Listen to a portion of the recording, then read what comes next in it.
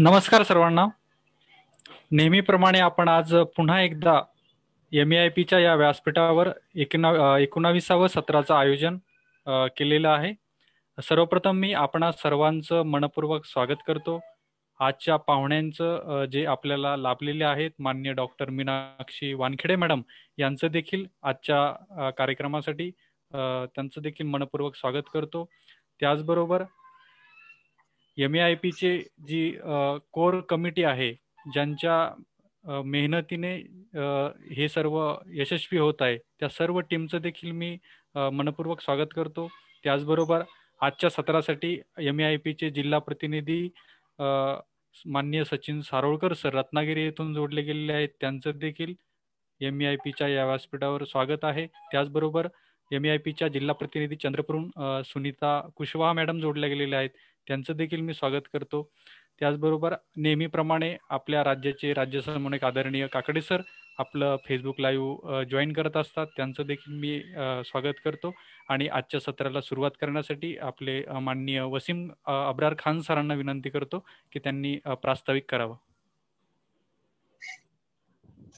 धन्यवाद उमेश. MEIP या मंचावर सर्व इन्क्लुझिव्ह एज्युकेशन प्रोफेशनल यांचं स्वागत.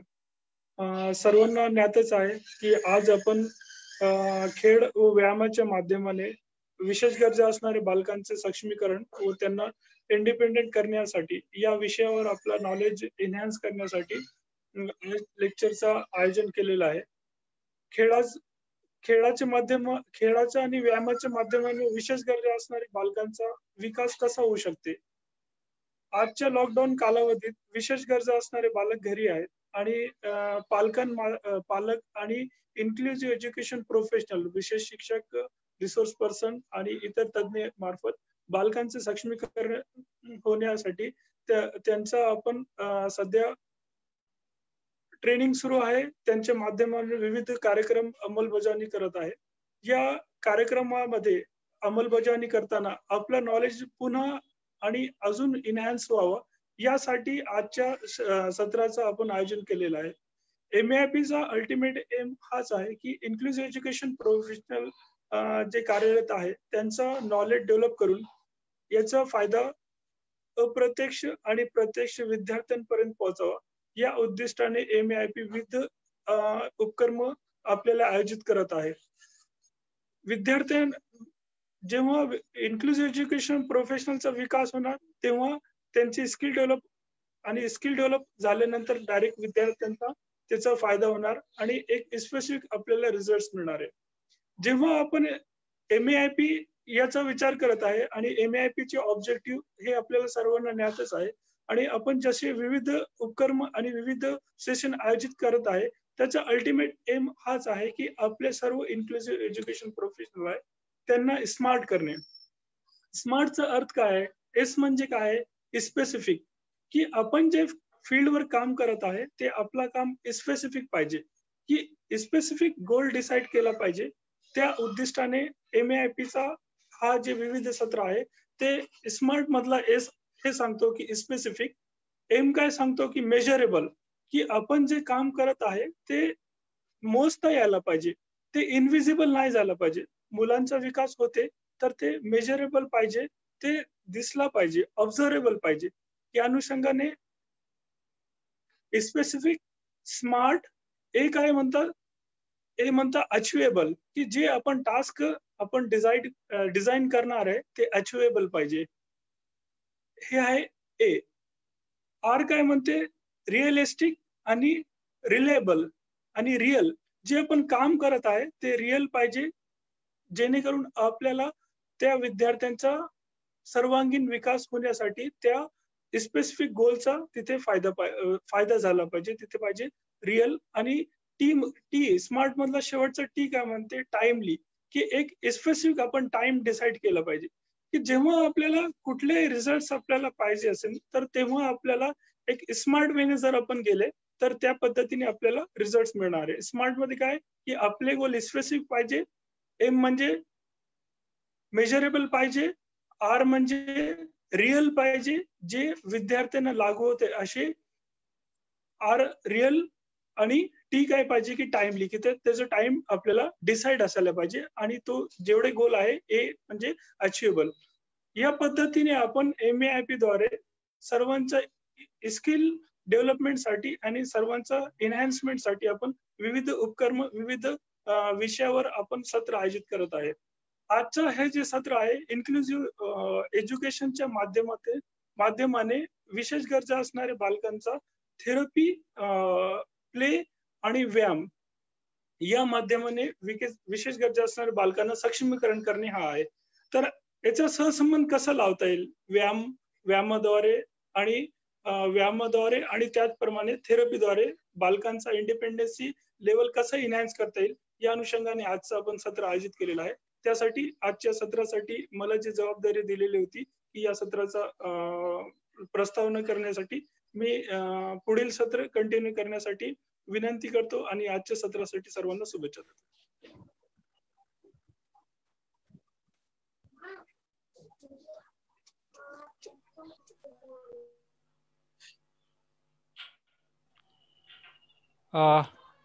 सुनीता कुशवा मॅडम, अनम्यूट करा please.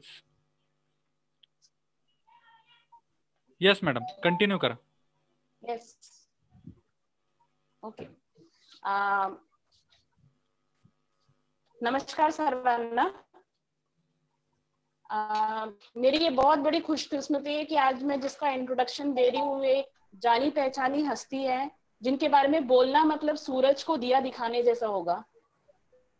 Madam respected doctor Meenakshi Wankhede ma'am consultant paediatric physiotherapist हैं.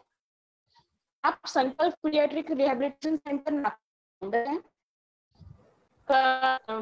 ग्रेजुएशन और पोस्ट ग्रेजुएशन लाइक बीपीटीएच और MPTH government medical college hospital Nagpur से हुआ है. आप all India institute of physical rehabilitation and medicine Haji Ali Mumbai से पीजीडीआर में सर्टिफाइड हैं, डिग्री होल्डर है उसके लिए. आप एनडीटीए बेसिक्स और एडवांस कोर्स में सर्टिफाइड हैं. एक न्यूरो डेवलपमेंटल टेक्निक है जो सेरेब्रल पाल्सी स्पेशल बच्चों के लिए काफी यूज होता है, जो कि ये सर्टिफिकेशन जो है ये यूएसए मान्यता है इसकी. मैडम ने इसका 2005, 2011 और 2019 में सर्टिफिकेशन लिया है. आप सेंसरी इंटीग्रेशन टेक्निक में भी सर्टिफाइड हैं, जो कि साउदर्न कैलिफोर्निया यूनिवर्सिटी से का कोर्स है. ये 2013 में आपने प्राप्त किया है. आप थेराटॉक्स एप्लीकेशन में सर्टिफाइड हैं मुंबई से. आप ब्रेन जीन एक्सरसाइजेस में ट्रेंड है 2016 बैंगलोर से. इतनी सब डिग्रीज बताने के बाद मुझे ऐसा है कि हमें मैडम से कुछ सीखना चाहिए कि मैम अब तक सिर्फ सीख ही रही है, मैडम स्टिल लर्निंग प्रोसेस में है.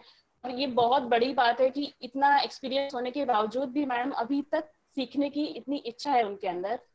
मैम इतनी हंसती है कि हम उन्हें अननोइंगली फॉलो करते हैं. एज हम दोनों एक ही कॉलेज को बिलोंग करते हैं तो उनके बारे में बोलना मुझे बहुत प्राउड फील हो रहा है. आपने एक ऐसा walker, hand free mobility walker develop किया है, इंट्रोड्यूस किया है, जो बच्चों के सिर्फ अपर बॉडी स्ट्रेंथ अगर पूरी कम हो और लोअर बॉडी अगर स्ट्रेंथ हो तो उसे अच्छे से यूज कर सकता है. ये साहित्य बहुत ही जरूरी साहित्य हो गया है और इसको मान्यता 2016 अप्रैल में मिली है. आपको लोक सूर्य अवार्ड 2017 में सम्मानित किया गया है. ये अवार्ड स्पेशल बच्चों को स्वावलंबी बनाने के लिए दिया जाता है और ये एक अंगुलीमाल बहुउद्देशीय संस्था नागपुर से बिलोंग करता है. आपने अपना ये महत्वपूर्ण कार्य का ये सफर 21 साल पहले शुरू हुआ और अभी तक शुरू है. मैं अपना पीडियाट्रिक रिहेबिलिटेशन सेंटर 2006 में एस्टेब्लिश किया है. उसके पहले 7 साल madam Lata Mangeshkar medical college में अपना योगदान दे चुकी हैं. मैम ने एक बहुत इम्पोर्टेंट चीज की हुई है जो कि महाराष्ट्र में पहली बार हुआ था और वो था एक पार्क डेवलप करना. स्पेशल थीम पार्क है ये, जो कि सेंसरी पार्क है, जिसमें मैडम के ऑलमोस्ट ऑल आइडियाज मैडम के हैं. वो एक पार्क जिसमें स्पेशल जो बच्चे हैं उनको ध्यान में रखते हुए पूरा डेवलप किया गया है. इसके अंदर उनको सेंसरी इंटीग्रेशन की हर चीजें मिलेगी.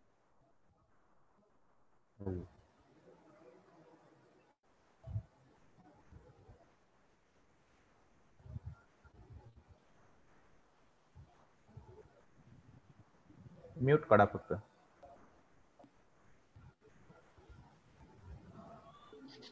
ये रिमोटली नगर 90 राजीव गांधी उद्यान नागपुर में है।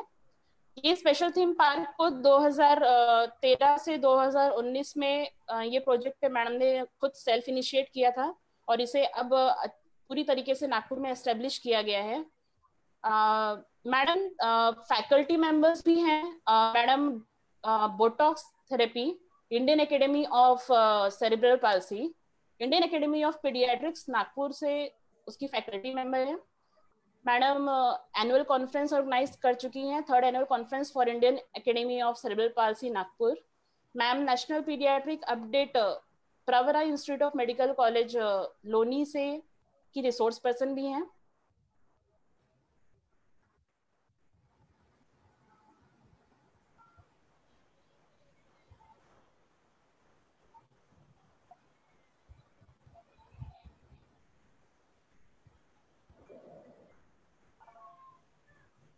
थोड़ा टेक्निकल इशू हो रहा है, बट मैम आपको ये जानकर काफी खुशी महसूस होगी कि आज इंक्लूसिव एजुकेशन डिपार्टमेंट इन बच्चों को सिर्फ स्पेशल बच्चे न जानकर एक मल्टी लर्नर के हिसाब से पहचानता है और उनकी लर्निंग को और एनहांस करने के लिए MAIP की तरफ से ये कोशिश की जा रही है कि उनकी लर्निंग को एनहांस करने के लिए हमारी कैपेसिटी बिल्डिंग हो। इसके लिए आपको आज आमंत्रित किया गया है। आपके बारे में इतना बताकर एक मोटिवेशन मिलता है कि काश हम भी ये सब चीजें आप आगे कर पाए। उसके लिए आपको मैं आमंत्रित करती हूँ कि आज आप MAIP के इस सभी special educators all over Maharashtra से special educators, district coordinators, resource persons, बहुत लोग इन्वॉल्व हैं और आपका जो वेबिनार होगा, जो आपका सेशन होगा, वो सबको बहुत फायदेमंद होगा। इसके लिए अपेक्षा करती हूँ। Thank you very much.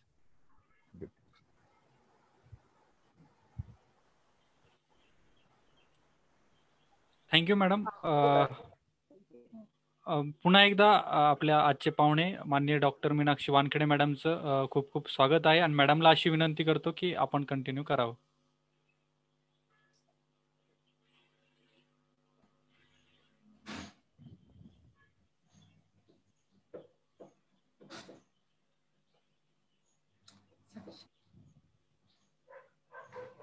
Share screen करायला पाहिजे.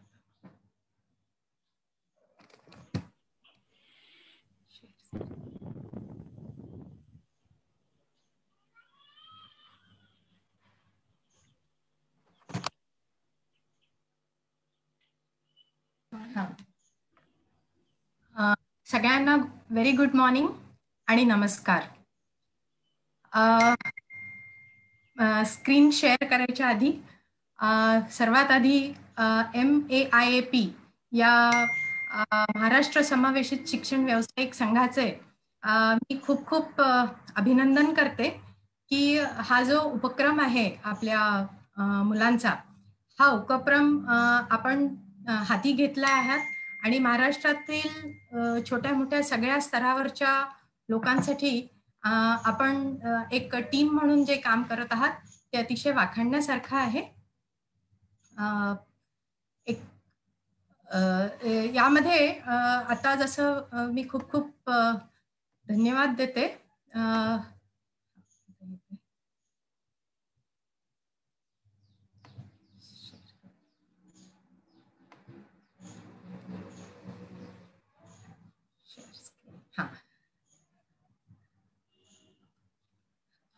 सॉरी, 1-2 मिनिटाचा आपला ट्रबल झाला. सगळ्या या संघाला मी खूप खूप अभिनंदन आणि त्यासोबतच खूप खूप धन्यवाद की आपल्या या उत्कृष्ट मंचावर आपण मला आमंत्रित केलं आणि ही संधी तुम्ही मला दिली त्याबद्दल धन्यवाद म्हणते. मी एक फिजिओथेरपिस्ट आहे आणि गेले 20-22 वर्ष या क्षेत्रामध्ये काम करते आहे.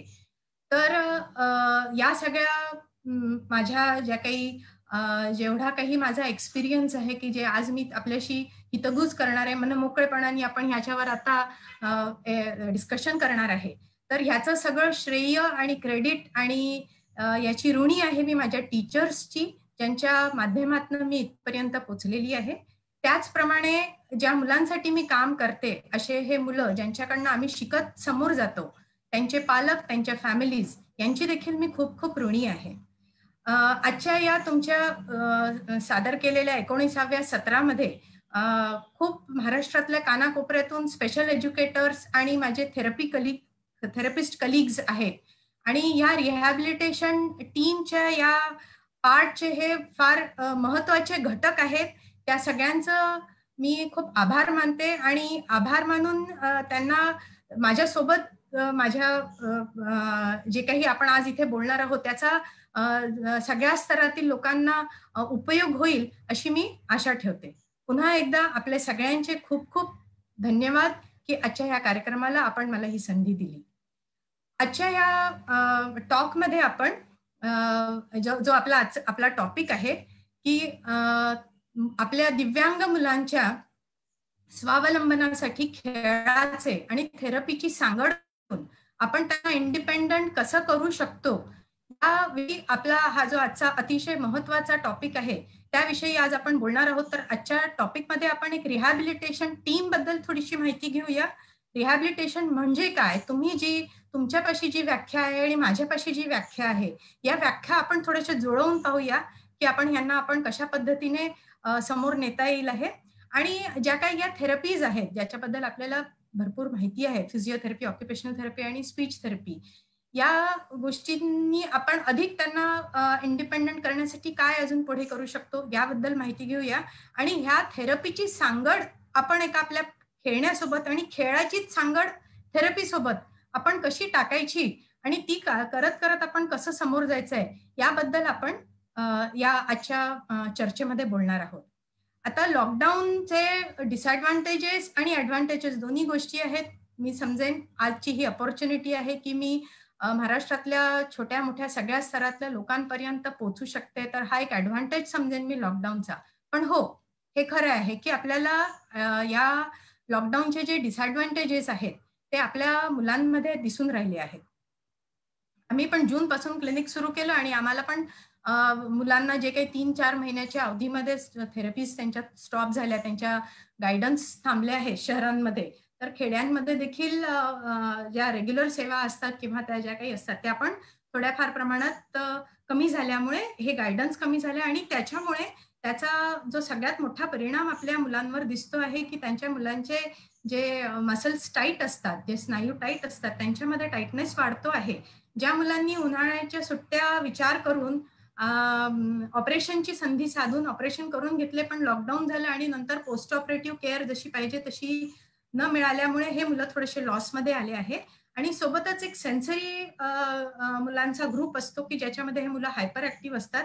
तसेच विदाऊट लॉकडाऊन हे मुलं इतके हायपर असतात तर लॉकडाऊनच्या पिरियडमध्ये 4 भिंतीमध्ये राहून या मुलांना सांभाळताना पालकांची बरीच कसरत होत असेल. या सगळ्या गोष्टींचा अंदाज ठेवून आजच्या या चर्चेला मी सुरुवात करते आहे.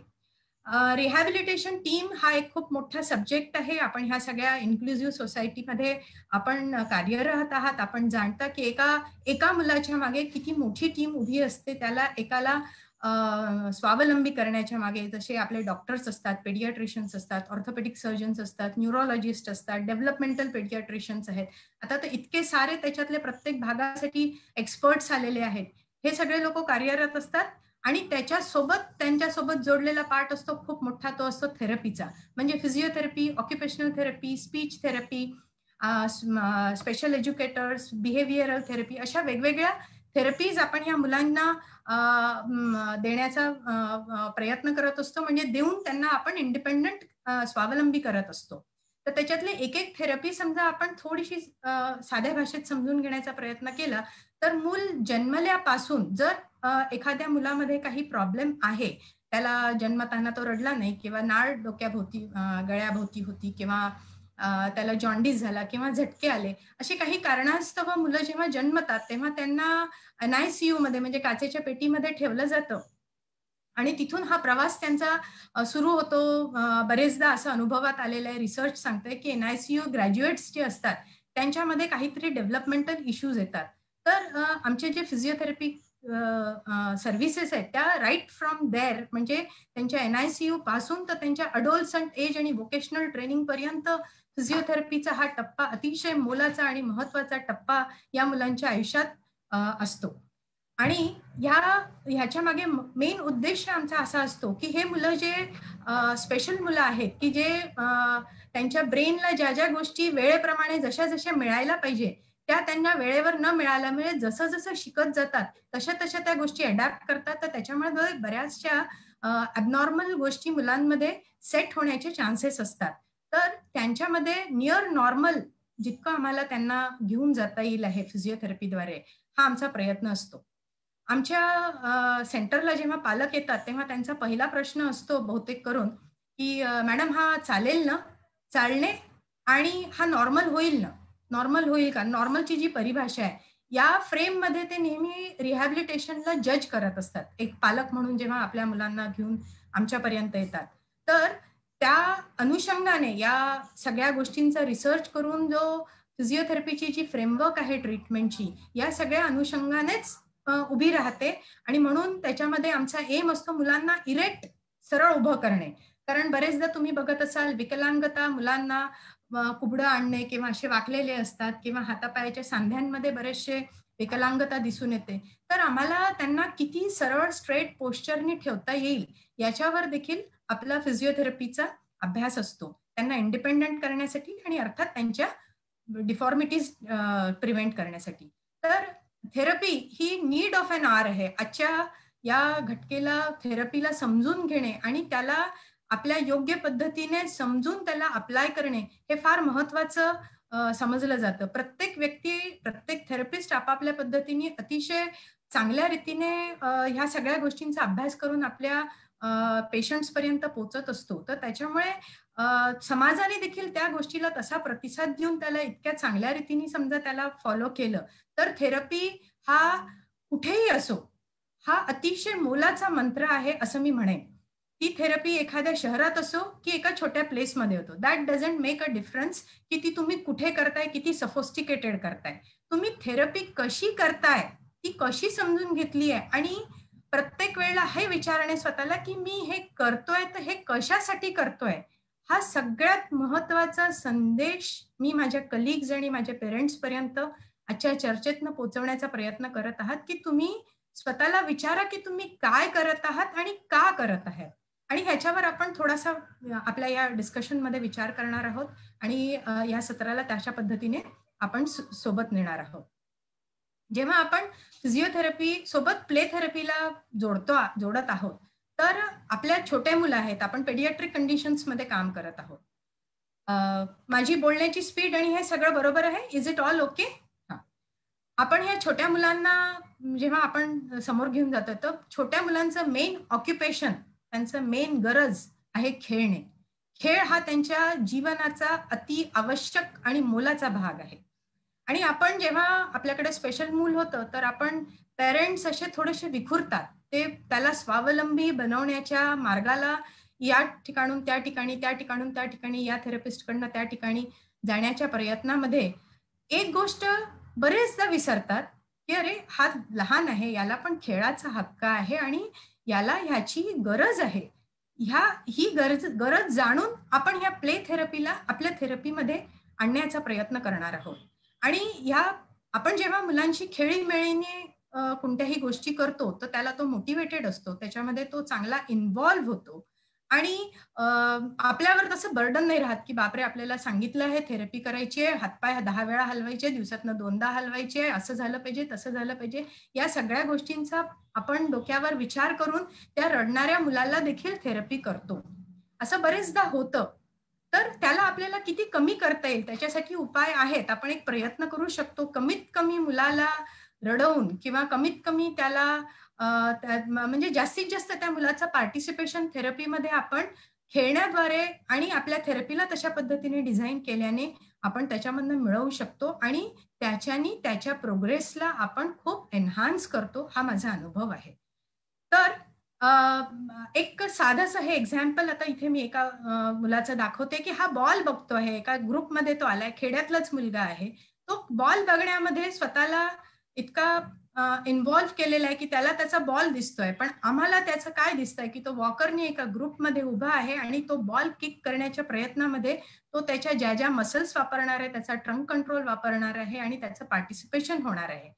या गोष्टी आपण आपल्या साईडला बघतोय, त्या साईडला त्याला फक्त तो बॉल दिसतोय. किंवा हा मुलगा ड्रम वाजवतोय, हा ड्रम वाजवताना त्याच्यासाठी तो फक्त ड्रमचा आनंद आहे. आपल्याला दिसत आहे की तो सरळ त्या ड्रमला वाजवायला बसलेला आहे.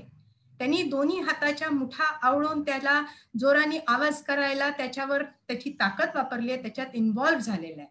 तर हा जो आपण खेळ त्या मुलांना देतो, तेव्हा आपण काय बघतो आणि मुलं काय करतात, या दोन्ही गोष्टी आपल्याला एकच गोष्ट देतात, त्यांना इंडिपेंडंट करीत असतात. आपण जाणतात की ह्या ज्या छोट्या मुलांच्या डिसॅबिलिटीज असतात त्याच्यामध्ये मुख्यतः मल्टिपल डिसॅबिलिटीज तुम्ही बऱ्याचशा असतात ज्या बाय बर्थ आपल्या विकलांगता देतात. सेरेब्रल पाल्सी हा most of the time most commonly seen condition आहे, ज्याच्यामध्ये मुलांना आपल्याला ट्रीट करावं लागतं. Autistic spectrum, down syndrome, genetic disorders, vision, hearing related, sensory disorders आणि मेंटल रिटार्डेशन, अशा ह्या वेगवेगळ्या प्रकारच्या विकलांगता आपल्याला ज्या काही माहिती आहे.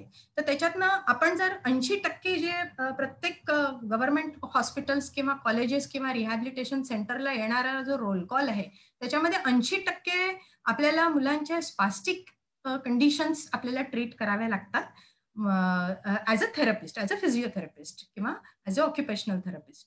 तर ह्याच्याबद्दल थोडीशी पार्श्वभूमी मी तयार करू इच्छिते याच्यामध्ये की मुलांमध्ये टाईटनेस हा एक प्रकार असतो आणि लो टोन बेबीज हा एक प्रकार असतो. तर जेव्हा लो टोन बेबीज असतात तर त्या अतिशय लो टोन मध्ये असतात, म्हणजे अतिशय असा एकदम त्यांचा टोन अतिशय कमी झालेला, असे वाकलेले, मान वाकलेली किंवा असे वाकलेले मुलं असतात.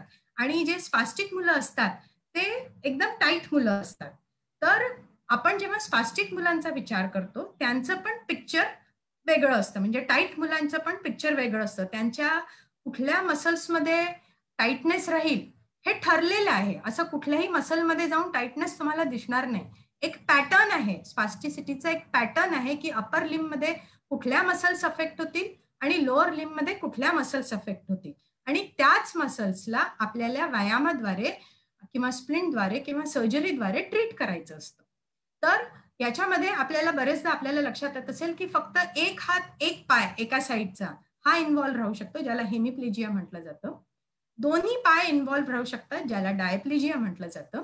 कधी कधी 2 पाय 1 हात असं राहतं, त्याला ट्रायप्लेजिया, 3 एक्स्ट्रीमिटीज इन्व्हॉल्व्ड आहेत आणि दोन्ही हात दोन्ही पाय. अशा पद्धतीने एक स्पास्टिक मुलाचं वेगवेगळं क्लिनिकल पिक्चर आपल्याला वावरताना किंवा आपल्याला ट्रीट करताना दिसतं. यातले बरेचसे मुलं असे असतात की जे इंडिपेंडंटली चालू शकतात. त्यांची ट्रीटमेंट प्रोटोकॉल, त्यांची ट्रीटमेंट स्ट्रॅटेजी थोडी वेगळी राहू शकते. काही मुलं काही सपोर्टनी चालतात, तर त्यांना आमच्या इंटरनॅशनल स्केल प्रमाणे ग्रॉस मोटर फंक्शनल स्केल असं म्हटलं जातं. त्याच्यामध्ये लेवल 1 म्हणजे मुलं जे इंडिपेंडंटली चालू शकतात, तर त्यांच्यासाठी आपला गोल वेगळा राहील आहे. काही मुलं सपोर्टनी चालतात, वॉकरनी चालतात किंवा 2 स्टिकनी किंवा याच्यानी चालतात. तर कुठलं तरी साधन घेऊन चालणारे मुलं हे लेवल 2 आणि 3 वर येतात, आणि जे मुलं व्हीलचेअर बाउंड आहेत ते लेवल 4 वर येतात. त्यांच्यासाठी ट्रीटमेंट, त्यांचे व्यायाम, त्यांच्या स्प्लिंटेज याच्यामध्ये सगळ्या याच्यामध्ये लेवलमध्ये फरक राहील आहे. आणि काही मुलं लेवल 5 चे राहतात, जे की बेड रिडन राहतात, ज्यांच्यामध्ये खूप साऱ्या कोमॉर्बिटीज असल्यामुळे, खूप सारे प्रॉब्लेम्स, मल्टिपल प्रॉब्लेम्स असल्यामुळे त्यांना इंडिपेंडंट करण्यापेक्षा त्यांची वेगळ्या पद्धतीने सांभाळ करणे हा एक थेरपीचा एम आहे. तर प्रत्येक मुलाच्या गरजेप्रमाणे या थेरपीचे एम वेगवेगळे ठरवले जातात. याच्यावर आपण आजच्या या सत्रामध्ये थोडा विचार करणार आहोत की आपण ऍक्च्युअली कुठल्या क्षणाला काय केलं पाहिजे. तर मोस्टली आपण जे आता जसं या मुलाचं पिक्चर मी तुमच्या समोर दाखवते, ज्याच्यामध्ये दोन्ही पायामध्ये खाली त्याच्या टाईटनेस आपल्याला लक्षात येतोय. त्याच्या पायाची आडी बसते आहे, त्याचे पाय टाचेतनं उंच आहेत, थोडा तो कमरेतनं समोर वाकलेला आहे. म्हणजे हा दोन्ही पायामध्ये प्रॉब्लेम असलेला मुलगा आपल्या नजरेसमोर इथे आहे.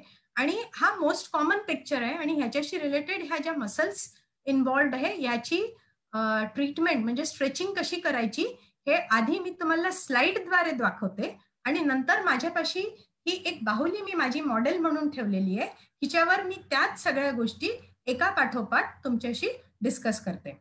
त्याच्यातली पहिली ही जी मसल आहे, ही जी मसल आहे याच्यानंतर मी तुम्हाला याच्यावर पूर्ण दाखवते, पण ही जी पाठीमागची मसल आहे जिला टेंडो अॅकेलिस म्हणतात किंवा टीए म्हणतात, ह्या मसलला कसं स्ट्रेच करायचं हे मी तुम्हाला इथे दाखवणार आहे.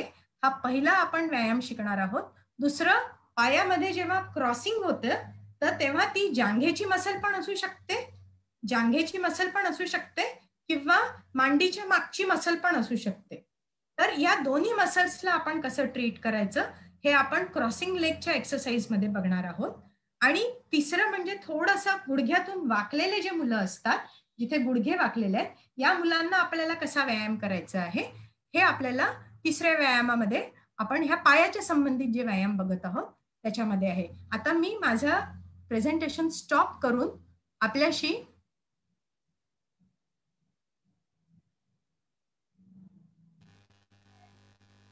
इथे मी व्यवस्थित विजिबल आहे सगळ्यांना? Yes madam, yes. ओके. तर सर्वात आधी हे एक समजून घ्यायचं आहे, आपण टाईट मसलला स्ट्रेचिंग देतो आहोत.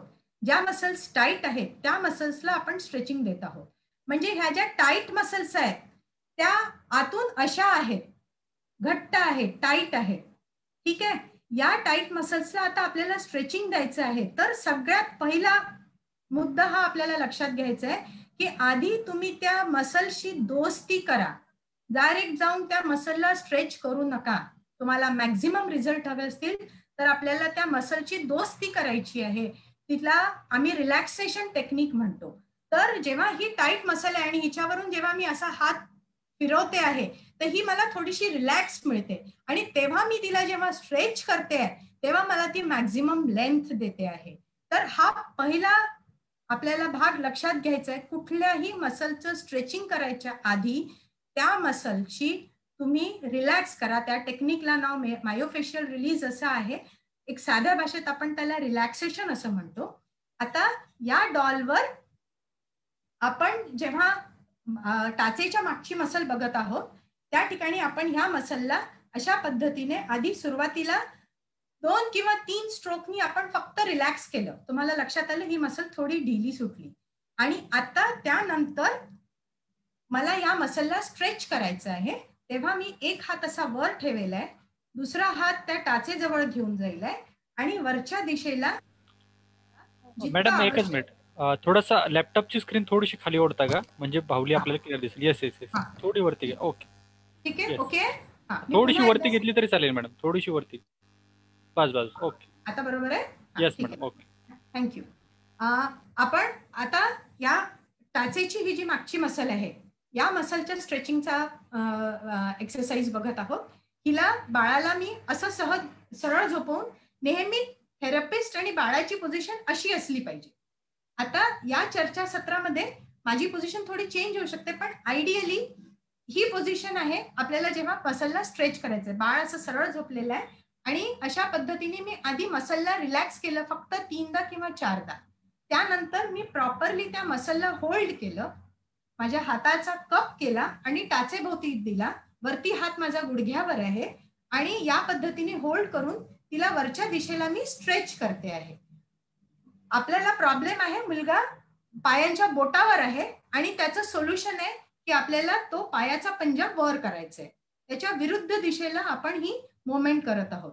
तर आता ही मुवमेंट आपण जी करत आहोत ही किती वेळ करायची? जर माइल्ड टू मॉडरेट डिफॉर्मिटी असेल तर त्याला 1 to 5 काउंट तुम्ही होल्ड करा आणि जर टाईट मसल असेल तर 1 to 10 काउंट होल्ड करा. त्याच्याहून जास्त होल्ड करण्याची गरज नाही आणि 10 रिपिटेशन एका एक्सरसाइजला इनफ आहे, कारण आपण त्याला वेगळ्या पद्धतीने नंतर वापरणार पण आहोत. तर अशा पद्धतीने आपण या मसलला अशा पद्धतीने आपण पहिले टीएला स्ट्रेच करत असतो. बऱ्याच लोकांना सवयी असतात, पाय वर करतात, खाली करतात, पाय वर करतात, खाली करतात.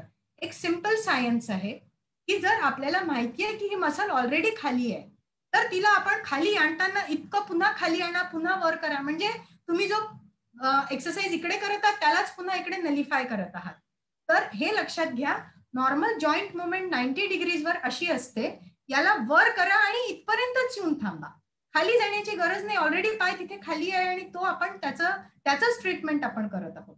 तर याला वरच्या दिशेनं तर सिम्पल एक टीए स्ट्रेचिंगचा हा जो पालक किंवा स्पेशल एज्युकेटर एक्सरसाइज करतील, मसलला रिलॅक्स करा, जेवढी आवश्यक आहे तेवढंच करा, ओव्हर स्ट्रेचिंगची गरज नाही. ती मसल जर रिलॅक्स असेल खूप सुंदर इलॉंगेशन तुम्हाला त्याचं मिळेल.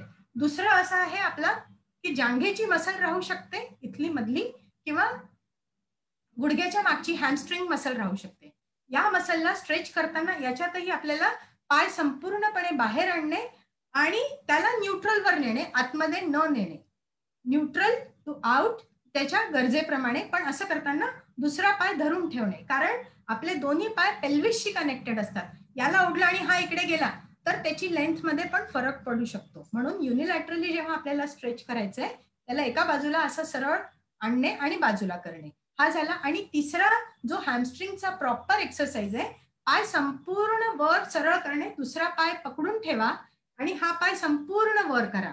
आणि ह्या तिन्ही व्यायामांमध्ये जितकी गरज आहे 5 पर्यंत थांबा, खाली या आणि असं फक्त 10 वेळा करा, स्लो करा. कुठलाही स्ट्रेचिंगचा व्यायाम हा रिलॅक्स करून इलॉंगेशन देणारा आहे. घाईघाईने पटापट पटापट पटापट असं 50 वेळा जर तुम्ही केलं तर फास्ट मुवमेंटनी उलट मसलचा टोन वाढण्याचे चान्सेस असतात. आम्ही जेव्हा पेशंट्स चेक करतो आणि आम्हाला स्पास्टिसिटी चेक करायची असते तर आम्ही फास्ट चेक करतो, कारण त्या मसलचा तसा रेझिस्टन्स आम्हाला मिळत असतो. तर व्यायाम करताना चेक करतानाची टेक्निक वेगळी आहे. व्यायाम करताना ते अतिशय स्लो पद्धतीने स्ट्रेचिंगला वेळ देऊन आपल्याला ते करणं भाग आहे. एवढा भाग व्यवस्थित क्लिअर झालं जे आपण इथे स्ट्रेचिंग 3 मसलचं पायाचं समजलो. ठीक आहे, मी पुन्हा आपल्या पॉवर पॉइंट प्रेझेंटेशनवर जाण्याचा प्रयत्न करते.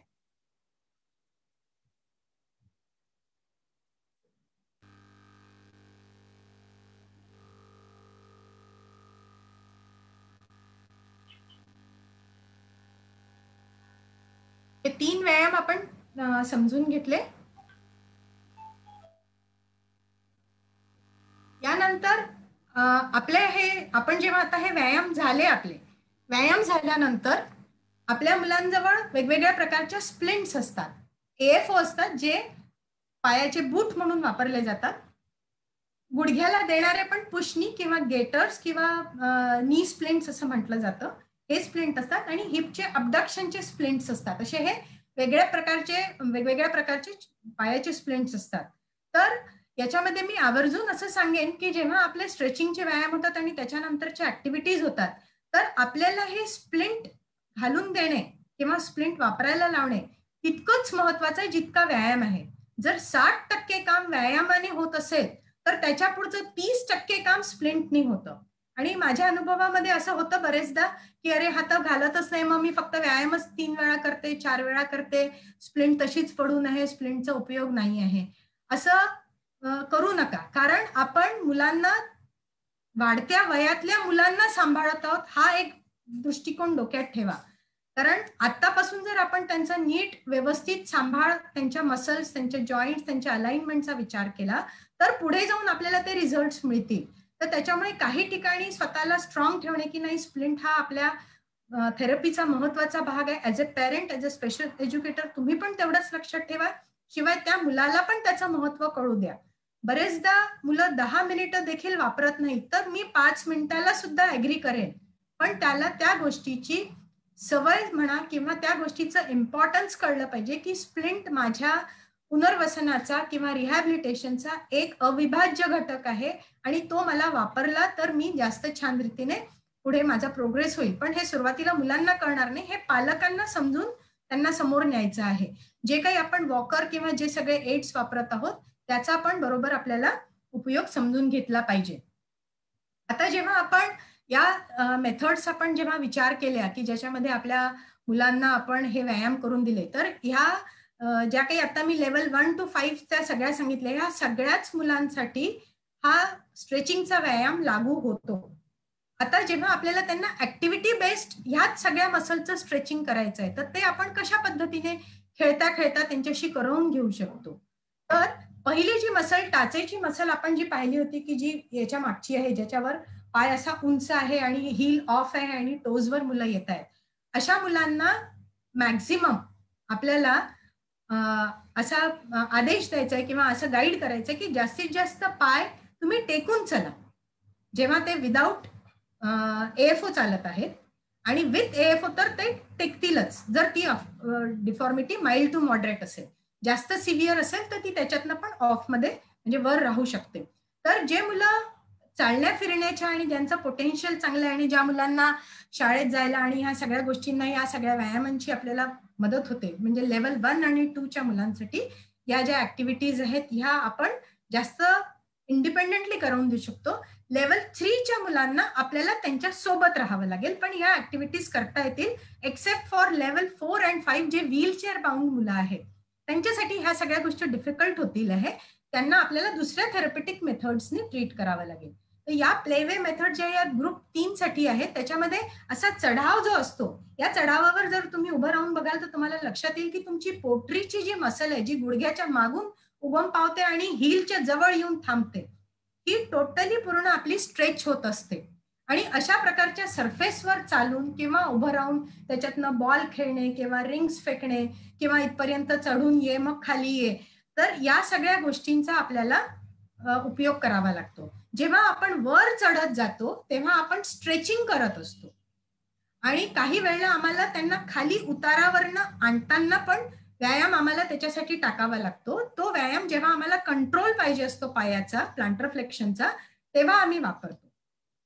पण बेसिकली जर तुम्हाला स्ट्रेचिंग समजायचंय तर चढावावरून चढत जाणे, त्याचप्रमाणे दोन्ही जांघेमध्ये जेव्हा टाईटनेस आहे तर पाय एक दुसऱ्यांपासून दूर राहण्यासाठी ज्या काही पोझिशन्स आपल्याला देता येतील, घोडा आहे, गाडी आहे, सायकल आहे, पाय एक दुसऱ्यांपासून जितकं मॅक्झिमम दूर ठेवलं तर जी तुम्ही स्ट्रेचिंग केली त्याची इफेक्टिव्हिटी वाढत जाते. पायऱ्या चढणे आणि उतरणे याच्यामध्ये तुमच्या गुडघ्याच्या ज्या मसल्स प्रत्येक स्टेपला एक्सटेन्शन मध्ये जातात तेव्हा ती हॅमस्ट्रिंगची वर्क होत असते. हॅमस्ट्रिंग ही कमरेपासून येणारी मसल आहे, तर त्याच्यामुळे कमरेच्या ज्या ग्लुटियस मॅक्सिमस नावाची मसल आणि गुडघ्याच्या मागची हॅमस्ट्रिंग मसल, या दोन्ही मसलला अतिशय उत्तम व्यायाम होतो जेव्हा आपण पायऱ्या चढतो आणि उतरतो. तर अशा प्रकारच्या ऍक्टिव्हिटीज आपण ज्या प्लॅन करतो की मुलांना काही खेळता खेळता याच्यावर चढत जाणे आहे, उतरणे आहे, हे सामान तिथे ठेवणे आहे, इथून आणणे आहे, अशा कुठल्याही टाइमली तुम्ही बऱ्याच गोष्टी तुम्हाला पण याच्या बऱ्याच आयडियाज आणि कल्पना येतील आहे जेव्हा तुम्ही हे काम कराल. तर असं जेव्हा आम्ही आमच्या क्लिनिकल सेटअपमध्ये मुलांना शाळेसाठी तयार करतो, जसं आता मी ह्या पहिल्या फोटोमध्ये दाखवते आहे की त्याच्या क्लिनिकच्या आतमध्ये आम्ही त्या 4च पायऱ्या उभ्या केल्या त्याच्यासाठी. त्यांनी AFO घातलंय, त्याच्या पायाला 1-1 किलोचं वजन लावलेलं आहे आणि हा मुलगा देखील इंडिपेंडंट चालणारा नाहीये, हा वॉकिंग स्टिकनी चालणारा आहे. पण तरी त्याच्या प्रकारची आपण तयारी करत आहोत की त्याला छोट्या सेटअपमध्ये, छोट्या ठिकाणी, कमी गर्दीच्या ठिकाणी त्याला त्या गोष्टीचा अनुभवातनं तो जातोय. तर त्याच्यामध्ये त्या पायऱ्या चढणे आणि उतरणे या गोष्टीचा सराव होतो.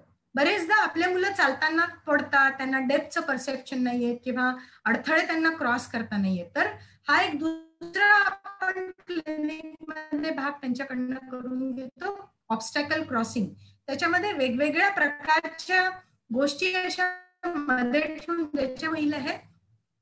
त्याला डेप्थ परसेप्शन येईल, त्याला माझा पाय मी किती उंच नेला पाहिजे, कसा क्रॉस केला पाहिजे, माझी ती, त्याला सांगितलं जातं की बघ ही तुझ्या समोर जे खेळणं ठेवलं आणि ते हल्लं पण नाही पाहिजे. तर he has to be your internet connection is unstable. तर अशा पद्धतीने आपल्याला त्याला ते समजवायचं आहे. तर अशाच प्रकार शरीराचा बॅलन्स आपल्याला बघायचा आहे. जेव्हा एका कमी जागेत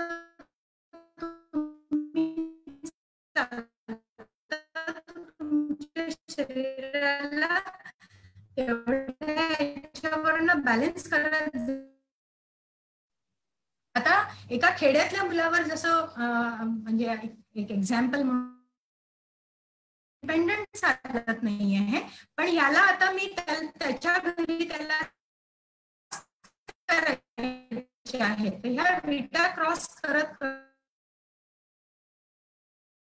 उचलला पाहिजे, कोणत्या स्टेपवर ठेवला पाहिजे, माझं वॉकर मी कसं निगोशिएट केलं पाहिजे. तर हे ते त्याचं मोटर प्लॅनिंग आणि ऑब्स्टॅकल क्रॉसिंग खेळता खेळता त्याच्या पायाचे हे व्यायाम होत आहे आणि तो अशा पद्धतीने समोर जातो आहे. आता सगळ्यात इम्पॉर्टंट मुद्दा येतो जेव्हा आपले मुलं उभं राहून चालायच्या तयारीला लागतात, तर तेव्हा बरेचदा आपण सोफ्याच्या सोबत उभं ठेवतो, पलंगासोबत उभं ठेवतो. तर तुम्ही कशा प्रकारचा सपोर्ट त्या मुलासमोर ठेवत आहात ह्या गोष्टीने देखील त्याच्यावर बऱ्याच गोष्टी आपण त्याच्यामध्ये सुधार आणू शकतो. जसं की सोफ्याला धरून जेव्हा मुलं चालतात तेव्हा त्यांना पकडायला हाताची पकड असते, तर ती थोडी लेवल 1 किंवा इझी वे आहे की त्यांना हाताची पकड आहे आणि ते चालून जात आहे. त्याच मुलाला जेव्हा तुम्ही भिंतीला धरून चल असं म्हटलं तर त्याला त्याच्या बॉडीचा कंट्रोल जास्त लागतो, त्याला हाताची पकड नसते. तर त्याच्याहून अजून आपल्याला डिफिकल्टी लेवल जर वाढवायची असेल तर आपण भिंतीसोबत मुलांना चालण्याचा सराव करतो. आणि जेव्हा आपण आता आपल्याला बॅलन्सचं ट्रेनिंग द्यायचं आहे तेव्हा बरेचदा 2 दोऱ्या बांधून त्याच्यामधनं पण चालायला लावतो आणि त्याच्याहून डिफिकल्टी लेवल म्हणजे आपण एक साधी दोरी बांधतो आणि या दोरीला पकडून तो साईड वॉक कर. जेव्हा दोरीला पकडतो आणि ती हलणारी दोरी असते तेव्हा तुमच्या बॉडीच्या कोर मसल्स, तुमच्या पोटाच्या आणि पाठीच्या कणाच्या ज्या कोर मसल्स आहे, ज्याला ट्रंक मसल्स म्हणतात किंवा पोश्चरल मसल्स म्हणतात, यांचा सहभाग फिजिओथेरपी, ऑक्युपेशनल थेरपी आणि इव्हन स्पीच थेरपीमध्ये फारच महत्वाचा आहे. कारण विदाउट कोर तुमचं काहीही काम करत नाही. तर त्याच्यामुळे कोरला डेव्हलप करणे, अलाइनमेंटला सरळ ठेवणे हा आपण एक युद्ध जिंकल्यासारखं आहे थेरपीचं. तर अशा प्रकारच्या एक्सरसाइजेस द्वारा आपण या मुलांना इंडिपेंडंट करण्याचा प्रयत्न करतोय. तर हा सगळा थेरपी आणि ऍक्टिव्हिटीजचं रिफ्लेक्शन आपल्याला काय पाहिजे आहे, तर हा मुलगा जरी चालू नाही शकला तरी आज तो सपोर्टिंग सायकल घेऊन त्याच्या फ्रेंड सोबत रोडवर जाऊ शकतोय. हा सहभाग दिसण्यासाठी आपण ही थेरपी आणि ह्या ऍक्टिव्हिटीज प्लॅन करतो. हा मेन उद्देश आज मी म्हणेन की आपल्या ह्या फिजिओथेरपीचं आहे की त्यांचं इन्क्लुझिव्हनेस इन, म्हणजे आता हा त्याला समजा शाळेतही जायचं असेल तर he don't have to rely on any of the sources. तो इंडिपेंडेंटली, भले तो ते त्याचं साधन वापरतोय, पण हा आपला मेन थेरपीचा जो उद्देश आहे हा इथे साध्य होताना आपल्याला दिसतो आहे. आता जेव्हा आपण स्टँडिंग बॅलन्सच्या काही म्हणजे आता आपण चालणारे मुलं पाहिले, पण ज्या मुलांची लेवल 3 आणि खाली आहे अशा मुलांचा जेव्हा आपण विचार करत आहोत तर त्यांना आपल्याला स्टँडिंग बॅलन्स, सिटिंग बॅलन्स पण आपण बोलणार आहोत, पण आता जसं स्टँडिंग बॅलन्स आहे तर या ठिकाणी मी या स्टँडिंग फ्रेमला या मुलाला बांधून उभं केलेलं आहे. पण मी त्या मुलाला काम काय दिलेलं आहे, तुला ही गाडी खेळायची आहे म्हणून तू उभा आहेस, तू उभा राहावा यासाठी तुझ्या हातात गाडी नाही आहे. तर हे अतिशय इम्पॉर्टंट आहे की त्या मुलाला स्ट्रेट पोश्चर, ज्या पण आपण आपलं काम करतोय पण त्याला ध्येय दिलेलं आहे की तुला गाडी खेळायची आहे मग तू उभा राहा या फ्रेमला, तर अशा पद्धतीने आपण त्याला दिलं आहे. त्याच्यामुळे त्याचे तो प्ले होतो, त्याचं मोटिवेशन होतं. आणि दुसरं म्हणजे त्याच्यासमोर तो टेबल ठेवल्यामुळे तो जो वाकडा असता अदरवाईज खूप असा समोर, त्याला एक समोर बाधा मिळते की आता मला याच लेवलवर राहून सरळ राहायचंय, तर त्याची अलाइनमेंट आपण त्या गोष्टीमध्ये साध्य करतो. आता या मुलाला जेव्हा आपल्याला इंडिपेंडंट उभं करण्यासाठी जेव्हा वेळ येते तेव्हा अशा प्रकारचे आपल्या घरी टेबल असतात ज्याचा सिंपल त्याच्या 4 बॅरियर्स, छोटंसं बॅरियर पण आहे आणि बॅरियर नाही पण आहे, आणि त्याच्यामध्ये देखील त्याला रिंग खेळण्याचा गेम आपण खेळत राहू शकतो. तर अशा पद्धतीने मुलांना एक एक स्टेप आपल्याला आपल्या घरच्या साध्या सोप्या साधनातनं पुढे घेऊन जाता येईल आहे. आता जेव्हा आपण सिटिंग कंट्रोलचा विषयी बोलतो, जेव्हा आपले मुलं बसण्याच्या पण डिफिकल्टी असतात, आता पूर्णच डेव्हलपमेंटल माइलस्टोनवर आपण जेव्हा बोलतो तेव्हा उठणे, बसणे, उभे राहणे, चालणे, धावणे, पायऱ्या चढणे, ह्या सगळ्या पुढच्या. पण बेसिकली आपल्याला जेव्हा मुलांची ट्रीटमेंट डेव्हलपमेंटल इश्यूज सोबत करायची असते तेव्हा बसणे हा देखील एक इम्पॉर्टंट महत्वाचा भाग आहे. तर त्याच्यामध्ये मुलांना इंडिपेंडंट बसवताना असे हे टायर ट्यूब किंवा उषा किंवा कुशन्स अशा बऱ्याचशा साधनांचा आपण उपयोग करू शकतो, पण त्यांना खेळत ठेवा, त्यांची लेवल खाली जाऊ देऊ नका. या ठिकाणी एक प्रॉपर फिजिओथेरपी डिपार्टमेंटची कॉर्नर चेअर दाखवण्याचा प्रयत्न केला आहे. त्याच्यावर टेबलवर त्या मुलाचे हात आहे आणि त्याला समोर जे दाखवलं जात आहे त्याला व्हिज्युअल स्टिम्युलेशन दिलं जाते, जे की या चित्रात लक्षात येत नाही. त्याच्या हातात खेळणी नाही आहे पण तो व्हिज्युअली एंगेज्ड आहे, तो काहीतरी बघण्यामध्ये एंगेज्ड आहे, सो दॅट त्याला मानेचा कंट्रोल नसल्यामुळे तो व्हिज्युअली जितका एक्सप्लोर करेल तितकी त्याची मान सरळ राहील. या उद्देशाने त्याला त्या कॉर्नर चेअरवर बसवलंय. इथे देखील उद्देश हाच आहे की मुलाला सरळ ठेवायचंय. त्याच्या मागच्या याच्यामध्ये पण तुम्हाला एक साधी ग्राउंड लेवलची कॉर्नर चेअर दिसते आहे, ती पण वापरू शकता. पण काहीही प्रॉब्लेम नाही, जर हे दोन्ही साधन नसेल तर तुमच्या मागे भिंतीचा कोपरा आहे, हा कोपरा देखील आपल्याला तोच इफेक्ट देईल जो आपल्याला याच्यामध्ये मिळेल जर तुम्ही त्याच्या हाताखाली काही सपोर्ट दिला तर. मुलाला वाकू न देणे हा अतिशय महत्वाचा मुद्दा आहे कुठल्याही थेरपीचा, दोन्ही तिन्ही थेरपीचा. आता आपले मुलं जे टाईट मुलं असतात, जे फ्लोअरवर बसतात, तर floor is not a good medium for all our kids. त्यांना जमिनीवर जितकं तुम्ही जमिनीची दोस्ती ठेवाल तेवढे ते ग्रॅव्हिटीच्याच सोबत राहतात. त्यांना अगेन्स्ट ग्रॅव्हिटी करायचं आहे.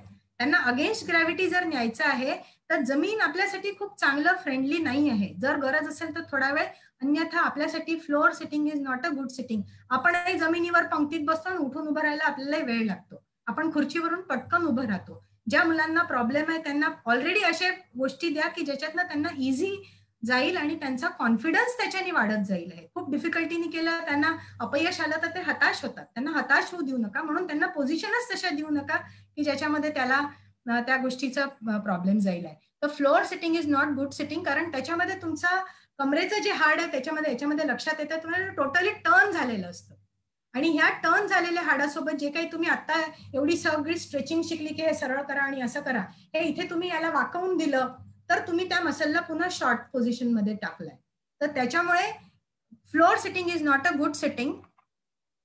W sitting is again not a good sitting. बऱ्याच पॅरेंट्सला वाटतं की अरे बसला तर आहे ना, बसून तर आहे ना, पण it is not also good sitting. But it is not that easy की आपण एकदम डब्ल्यू सिटिंग किंवा फ्लोअर सिटिंग कमी करू शकतो. त्याला कमी करत करत आणावं लागतं. ही खूप मोठी कसरत आहे पेरेंट्स लोकांची, याचा मला भरपूर अनुभव आहे. It is not an easy task. पण हे डोक्यात ठेवून जर तुम्ही केलं तर to some extent it will be helpful for the kids. तर this is our better sitting. ही पद्धत आपली जास्त बेटर आहे बसण्याची. आता आपण जे काही आपले लॉकडाऊन मध्ये मुलं आहेत की ज्यांचे ऑपरेशन झाले आहेत आणि प्लास्टर किंवा विदाऊट प्लास्टर कसे व्यायाम करायचे याच्यावर मी पुन्हा माझ्या डॉलवर तुमच्याशी कनेक्ट होते आहे.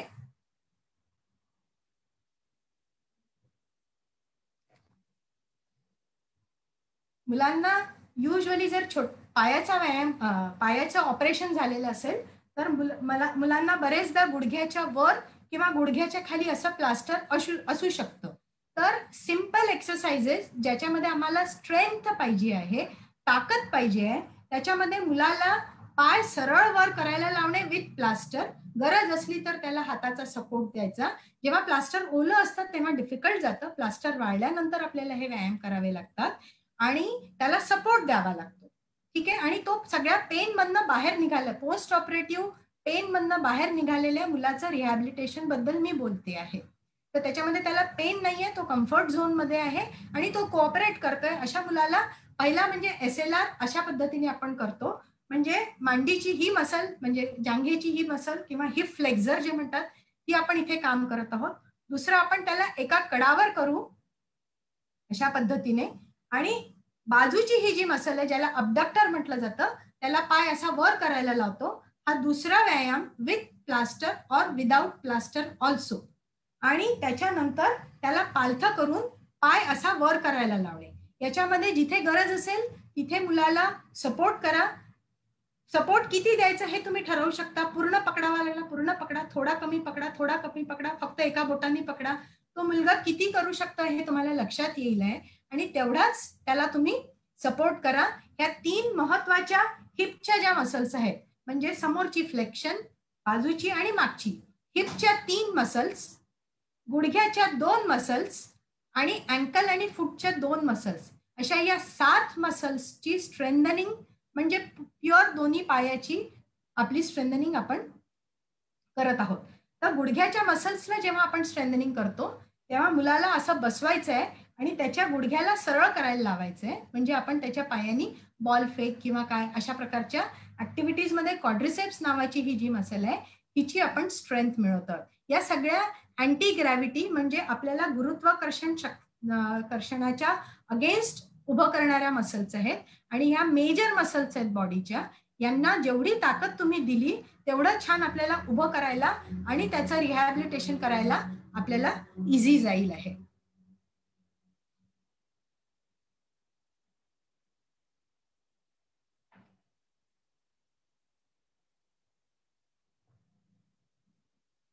तर पोस्ट ऑपरेटिव्ह केअरमध्ये आपल्याला आणि स्प्लिंटचा जो उपयोग आहे, आपल्याला पुन्हा स्प्लिंटचा उपयोग याच्यानंतरही आपल्याला महत्वाचा राहील. प्लास्टर निघाल्यानंतर स्प्लिंट बांधत असतो, त्याच्यामध्ये पुष्मी स्प्लिंट असते आणि एफ असतात, तशाच पद्धतीने स्प्लिंट सोबत व्यायाम करत करत त्याचा जसा जसा प्रोग्रेस आपल्याला थेरपिस्टला किंवा पेरेंट्सला लक्षात येतो, मग त्याचा हळूहळू उपयोग कमी होत आपल्याला त्याच्या दुसऱ्या ट्रान्झिशनल एक्सरसाइजेस साठी घेऊन जावं लागतं, जसं घोडा बनवणे किंवा उठून उभे राहणे किंवा उभं राहून खाली बसवणे, असे विविध जे काही व्यायाम असतात त्या व्यायामांची तयारी करावी लागते. पण मेन पोस्ट ऑपरेटिव्ह केअर मध्ये महत्वाचा भाग आहे आपल्याला स्ट्रेंथ ट्रेनिंग.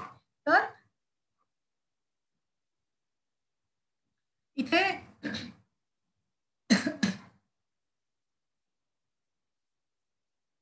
आपण या चित्रांमधनं हेच दाखवण्याचा प्रयत्न करत आहोत की त्याला जेव्हा टार्गेट दिलं जातं त्या टार्गेटला टच करायचं आहे. जेव्हा समोर टार्गेट असतं तुम्ही अधिक मोटिवेशननी व्यायाम करता, हिपचे व्यायाम आणि गुडघ्याचे व्यायाम. पायाला वजन बांधणे हा जो एक स्ट्रेंथनिंगचा एक दुसरा कॉन्सेप्ट आहे, ज्याच्यामध्ये क्लिनिकमध्ये आमच्याकडे अर्धा किलो, पाव किलो, 1 किलोचे वजन असतात. आपल्याकडे वजन नसेल तर वाळूच्या पिशव्या बनवा किंवा 1 पावाचे डाळीचे पाकिट, मिठाचे पाकिट, साबण हे सुद्धा असे गुंडाळून पायाला गुंडाळून तुम्ही त्या वजनाचे व्यायाम करू शकता. Weight cuff is not mandatory. तर तुम्ही तसेच हाताला देखील बांधून आपण ते व्यायाम करू शकतो आणि पायाच्या अँकल जवळ म्हणजे अँकल पायाजवळ पंजाजवळ पायाच्या पंजाजवळ आपण जर त्याला बांधलं तर आपण तेच व्यायाम त्याच्याकडनं करून घेऊ शकतो. आता ह्याचे जे रिपिटेशन्स आहेत ते पोस्ट ऑपरेटिव्ह असल्यामुळे याचे रिपिटेशन आपल्याला 15 ते 20 किंवा 30 पर्यंत त्यांच्या ऑपरेशन कुठलं झालंय त्याच्या अनुषंगाने प्लॅन करावे लागतील आहे. आता आपण आपल्या ऑक्युपेशनल थेरपी म्हणजे अपर बॉडी मुवमेंट्स कडे वळतो आहोत. याच्यामध्ये एक पार्श्वभूमी मी हाताची तयार करते, कारण ऑक्युपेशनल थेरपी शाळेसाठी आणि आपल्या रोजच्या कामासाठी अतिशय महत्वाचा भाग आहे. आणि आपण हात म्हणजे फक्त जे वापरतो तर त्याचा जो पाया मजबूत होत जातो हा तुम्हाला लक्षात येईल की जेव्हा मुलं माइलस्टोन घेतात तेव्हा ते घोडा बनणे किंवा अशा प्रकारे जेव्हा हातावर वजन घेतात किंवा क्रिप करतात तर त्यांचे ह्या शोल्डर गर्डरला बळकटी मिळत असते. घोडा बनतात तेव्हा शोल्डर प्लस पेल्विसला बळकटी मिळत असते. आणि जेव्हा हे जॉईंट्स पक्के होतात, एकीकडे जॉईंट्स पक्के होत असतात, एकीकडे त्यांच्या मसल्सला लेंथ मिळत असते. कारण जन्मतः तुम्हाला लक्षात असेल की बाळ जेव्हा येतो तेव्हा तो असा पूर्ण पोझिशन मध्ये असतो आणि 1 वर्षापर्यंत पूर्ण सरळ बाळ आपल्याला दिसतो. तर या रिकॉईल पोझिशन मधनं सरळ होताना त्याच्या मसल्स ज्या आहेत ह्या शॉर्टन मसल इलॉंगेट होण्याची पण एक natural process side by side सुरू असते. तर आपल्या हाताचे आर्चेस देखील जेव्हा आपण हातावर वजन घेतो या आर्चेस देखील डेव्हलप होत असतात आणि त्यातल्या सगळ्या छोट्या स्नायूंना आपल्याला स्ट्रेंथ मिळत जाते. आणि आपले हात मध्ये येणे तितकंच महत्वाचं आहे जितकं दूर जाणे आहे. हात मिडलाईन मध्ये येणे, मिडलाईनला क्रॉस करणे, हँड टू माउथ होणे आणि दूरच्या गोष्टीला जाऊन आपण कुठल्या गोष्टीला रीच करणे. तर हात असे हे विविध फंक्शन्स वेगवेगळ्या पद्धतीने करत असतात. हात ह्या 2 जॉईंटचं बोललो तर ग्रास्प रिलेटेड जेव्हा येतात तेव्हा आपण खूप वेगवेगळ्या पद्धतीने आपल्या हाताला खूप डायनामिकली वापरत असतो. अशी पकड वेगळी, अशी पकड वेगळी, अशी पकड वेगळी, अशी पकड वेगळी, हातातली पकड वेगळी. तसे खूप डायनामिक इन्स्ट्रुमेंट आहे आपला हात. म्हणजे आपल्याला खरंच खूप मोठं गिफ्ट आहे की आपला हात इतक्या मल्टिपल टास्कनी काम करतो. जेव्हा आपण स्पेशल मुलांसोबत फक्त जेवणाची प्रक्रिया देतो तेव्हा लक्षात येतं की बापरे आपल्याला हाताला कितीतरी इम्पॉर्टंट फंक्शन आहे. 4 बोटं एका बाजूला आणि थंब एका बाजूला, इतकं अपोनन्सचं पण काम असतं. म्हणजे इतका हात आपला इंटिग्रेट आहे आणि आपण त्या सगळ्या गोष्टी आपल्या वेगवेगळ्या ह्याच्यासाठी वापरत असतो, कामासाठी वापरत असतो, शाळेच्या कामासाठी वापरत असतो. आता थेरपीचा एक महत्वाचा मुद्दा यालाच धरून मी इथे बोलण्याचा प्रयत्न करते की आपण सातत्याने व्यायाम करा. हे जे आपण सांगतो की पायाचे व्यायाम, हाताचे व्यायाम किंवा कुठलेही व्यायाम सातत्याने होण्याची गरज काय आहे. जर ते आठवड्यातनं 2दा झाले, 3दा झाले तर ऍक्च्युली आपले मुलं जेव्हा जन्मतात, जेव्हा त्यांना त्यांचा ब्रेन थोडा कोरा असतो कारण त्यांच्यापर्यंत ऑक्सिजन पोहोचला नसतो, तिथे काही लिखाण झालेलं नसतं, ब्रेन पाशी काहीही अशी प्रॉपर इन्फॉर्मेशन नसते. जेव्हा आपण थेरपी करत आहोत म्हणजे आपण काय करत आहोत, त्या मुलांचा जी ती कच्ची पायवाट आहे ती जिथे सपाट एरिया आहे त्या ठिकाणी आपण त्या ब्रेन मध्ये प्रिंट करत आहोत की these are your functions, you can walk, you can work, you can sit straight, you can do these things. तर या सगळ्या गोष्टींचं आपण चित्र त्याच्या ब्रेनमध्ये देत आहोत. कारण एक जरी ब्रेनचा भाग खराब असेल तर सेरेब्रल पाल्सी किंवा कुठल्या सेरेब्रल पाल्सीमध्ये तरी ऍटलिस्ट तो डिझीज वाढत जात नाही. त्याचा बाकीचा ब्रेनची जी प्लास्टिसिटी आहे, म्हणजे जी लवचिकता आहे, 5 वर्षापर्यंत जी आपण अर्ली इंटरव्हेन्शन आणि ह्या सगळ्या गोष्टींचं जे आपण बोलतो, तर ती जी लवचिकता आहे, ती लवचिकता पाहिजे तशी आपल्याला कुंभाराच्या मडक्यासारखी तिला मोल्ड करण्याचं आपल्या हातामध्ये असतं. आणि म्हणून आपण सुरुवातीची थेरपी, लवकर आयडेंटिफिकेशन, अर्ली इंटरव्हेन्शन आणि सातत्याने थेरपी, या गोष्टींमुळे आपण ऍक्च्युली थेरपी करत, प्रॅक्टिस करत त्याच्या ब्रेनमध्ये त्या गोष्टींचं चित्र निर्माण करतो, जे त्याच्या लाईफ लॉंग डोक्यामध्ये स्थिर राहतं आणि त्याला मग आपल्याला पुढे जाऊन इंडिपेंडेंट करताना अधिक इझी होत जातं. म्हणून पहिल्या डे पासून जी थेरपीचं महत्व आहे ते अतिशय मोलाचं आहे आणि ही थेरपिस्टची कामगिरी अतिशय मोलाची आहे असं मी समजते. आता ऑक्युपेशनल थेरपी बद्दल आपण बोलत आहोत, तर हे तुम्हाला अंदाज आलेला आहे की आपण रोजच्या ज्या कार्य आहे, खेळणे आहे, शाळेचं काम आहे, डेली ऍक्टिव्हिटीज आहे, खाणे आहे, पिणे आहे, कपडे घालणे आहे, ह्या सगळ्याच गोष्टींमध्ये आपल्याला ऑक्युपेशनल थेरपी दिसते. आता हाताच्या मेनली प्रॉब्लेम्स मध्ये जसे पायाचे आपण जॉईंट्स पाहिले, तर हातामध्ये मेनली जे आपल्याला प्रॉब्लेम्स लक्षात येतात ते असतात की ते एल्बो मधनं बेंड असतात, अशा प्रकारे असू शकतात, रिस्ट मधनं वाकलेले असू शकतात, प्रोनेशन मध्ये राहू शकतात, फिस्टेड राहू शकतात आणि थंब इन पाम राहू शकतो. हा आतमध्ये असा मोकळा थंब नाही राहत, थंब इनऍक्टिव्ह राहतो. असं एक साधारण अपर एक्स्ट्रीमिटीच्या स्पास्टिसिटीचं पिक्चर आपल्याला लक्षात येतं आणि त्याच्या अनुषंगाने मग आपल्याला त्यांचे व्यायाम आपल्याला करावे लागतात. तर इथे एक हे साधारण शोल्डर रिलेटेड एक्सरसाइजेस आहेत. मी पुन्हा माझी स्क्रीन शेअरिंग थांबवेल आणि तुम्हाला माझ्या या बाहुलीवर हाताच्या संबंधित जे काही व्यायाम आपण करू शकतो हे बसून किंवा झोपून आता आपल्याजवळ शोल्डर जॉईंट आहे, एल्बो जॉईंट आहे, रिस्ट जॉईंट आहे.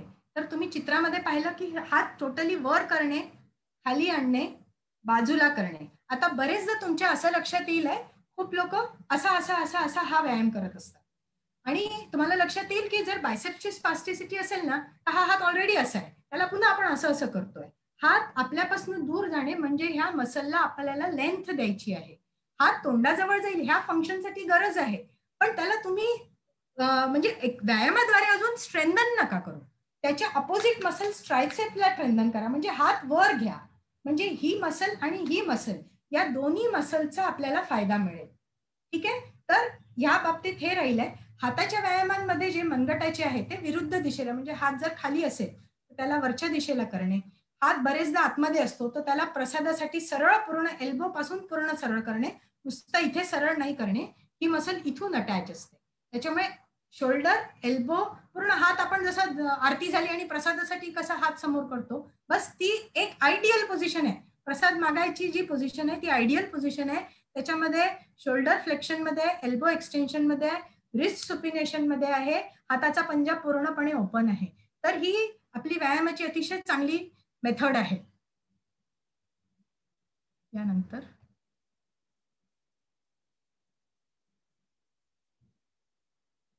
हे व्यायाम एक साधारणतः आपल्याला आयडिया द्यायला मी सांगितले आहेत, जे हाताचे संबंधित व्यायाम आहेत.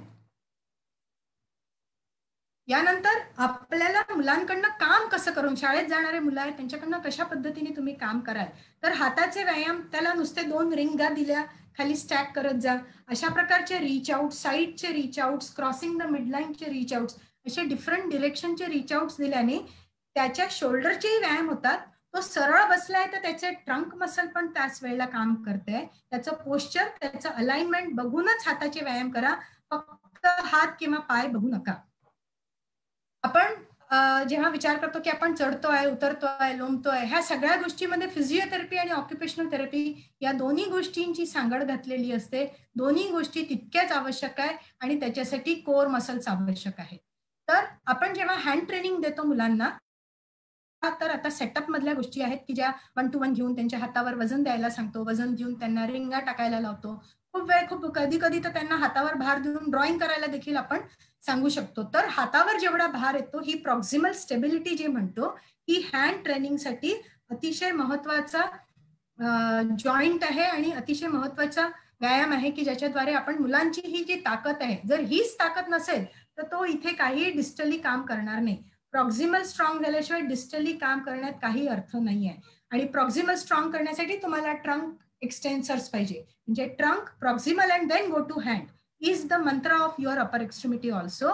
Same mantra will apply to your speech therapy also. हे तुम्हाला आयडिया देण्यासाठी की एका भांड्यामध्ये आपण विविध धान्य घेतले आणि फिंगर, कुठे कुठे आपल्याला बोटांचा उपयोग होतो, त्याच्याशी आपल्याला त्याचा गोल काय आहे, आपल्याला त्याला लिहायला लावायचं आहे, त्याला बटना लावायला सांगायचं आहे, त्याला चमचा पकडायला द्यायचा आहे, त्याला घास द्यायचा आहे, या ठिकाणी फिंगर्सचा राहील उपयोग. तर तुमचा काय गोल आहे, तुम्ही का थेरपी करत आहात, तुमचा उद्देश काय आहे या महिन्याचा, जो तुमचा थेरपिस्ट ठरवेल किंवा पेरेंट ठरवेल, त्या उद्देशाच्या अनुषंगाने त्याच्यासाठी त्याच्यासमोर व्यायाम ठेवा. मला 10 व्यायाम माहिती आहे, मी 10ही देईल, तर तुम्ही मिळवणार काहीच नाहीये. तुमचा उद्देश आहे त्यांनी हाताने पेन पकडला पाहिजे. सिंपल जर तुमचा ग्रिपिंगचा जर उद्देश आहे, त्याच्याशी तुम्हाला फिंगर स्ट्रेंथ पाहिजे, प्रॉक्सिमल स्टेबिलिटी पाहिजे आणि ऍक्टिव्हिटीज, तुम्ही व्यायाम हे करा पण ऍक्टिव्हिटीज इथे करा. तर याच्यामध्ये आपण बीट्स टाकणे आहे, फुलांच्या नाजूक पाकळ्या तोडताना पण प्रेशर ग्रेडेशनचं आपण त्यांना नॉलेज देऊ शकतो. त्याच्याशिवाय रबर बँड्स वेगवेगळ्या याच्यामध्ये टाकणे, त्याच्यामध्ये बोटांना एक्सटेन्सर्स, कारण सगळे फ्लेक्झर्स मध्ये असतात, त्या एक्सटेन्सरचा उपयोग देताना रबर बँड घेऊन त्याला टाकताना त्याला मदत करणे. आता ह्या ऍक्टिव्हिटीज ज्या मी तुम्हाला दाखवते, बरेचदा असं होईल की याच्यामध्ये मुलांना किती सहभाग द्यायचा हे त्या वेळेवर केलेल्या असेसमेंट प्रमाणे ठरेल. बरेचदा त्याचा हात पकडावा लागेल, त्याला कमरेतनं पकडावं लागेल किंवा पाठीतून सपोर्ट द्यावा लागेल किंवा त्याला इंडिपेंडेंटली समोर बसून करून द्यावं लागेल. It all depends child to child, त्या सगळ्या गोष्टी व्हॅरी करतील. तर आता आम्ही क्लिनिकमध्ये देखील या सगळ्या जेव्हा व्यायाम करतो तर हे ठीक आहे, हे ऍडव्हान्स आपण आहे, पण मातीच्या गोळा, कणकेचा गोळा, त्याच्यामध्ये कणकेच्या गोळ्यामध्ये 4-5 वटाणे आणि शेंगदाणे लपवून दिले आणि त्याला म्हटलं की आता शोध याच्यामध्ये किती वटाणे, ते उघडण्याच्या प्रयत्नामध्ये तो 4 दाणे निघतात, 5 दाणे निघतात. त्याच्यामध्ये तो दोन्ही हाताचं कोऑर्डिनेशन वापरेल, त्याला व्यवस्थित ओपन करेल आणि त्याच्यामध्ये तो एनग्रॉस्ड होऊन त्या ऍक्टिव्हिटीज करेल. फिंगर पेंटिंग राहू शकतं, भिंडी पेंटिंग राहू शकतं.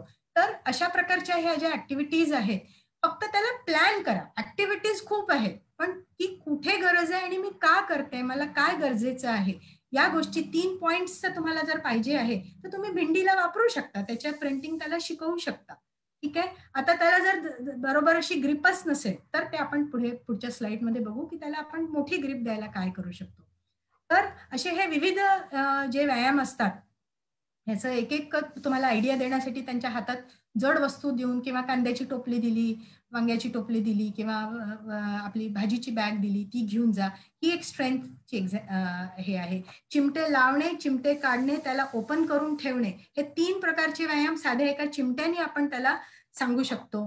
त्याच्यानंतर वेगवेगळ्या बॉटलचे झाकण, प्रत्येक ठिकाणी वेगवेगळी ग्रिप येणार आहे, कधी छोटी राहील कधी मोठी राहील. तर जेव्हा आपल्याला मास ग्रिप्सचा उपयोग करायचा आहे तसे वेगवेगळे साधन आपण, झाकणं लावा, काढा, डबे उघडा, हे सांगू शकतो. पाणी अशी पोर करायला तर हा हँडचा कंट्रोल, तर ही सस्टेनिंग कपॅसिटी आपण वाढवू शकतो. साधं कपनी असं पाणी टाक सांगितलं तरी पण ह्याच्यामध्ये पण सुपिनेशन आणि या ऍक्टिव्हिटीज, पाणी ट्रान्सफर कर, मग ह्याच्यात टाक, असं पण आपण त्यांना सांगू शकतो. स्पंजचा एक तुकडा दिला, या वाट्यातनं हे सगळं पाणी या स्पंजच्या द्वारे तू ट्रान्सफर कर, तर त्याच्यामध्ये ह्या स्क्वीझिंगचा जो एक्सरसाइज होतो आहे तो मुलं आनंदाने खेळतात आणि खूप छान करतात. म्हणजे आमच्या क्लिनिकमधल्या ह्या रोजच्या ऍक्टिव्हिटीज आहेत. फक्त कोइन्सिडेंटली मी त्याचे पिक्चर्स इथे आता तुम्हाला ह्या नेटच्या मदतीने तुम्हाला दाखवते आहे.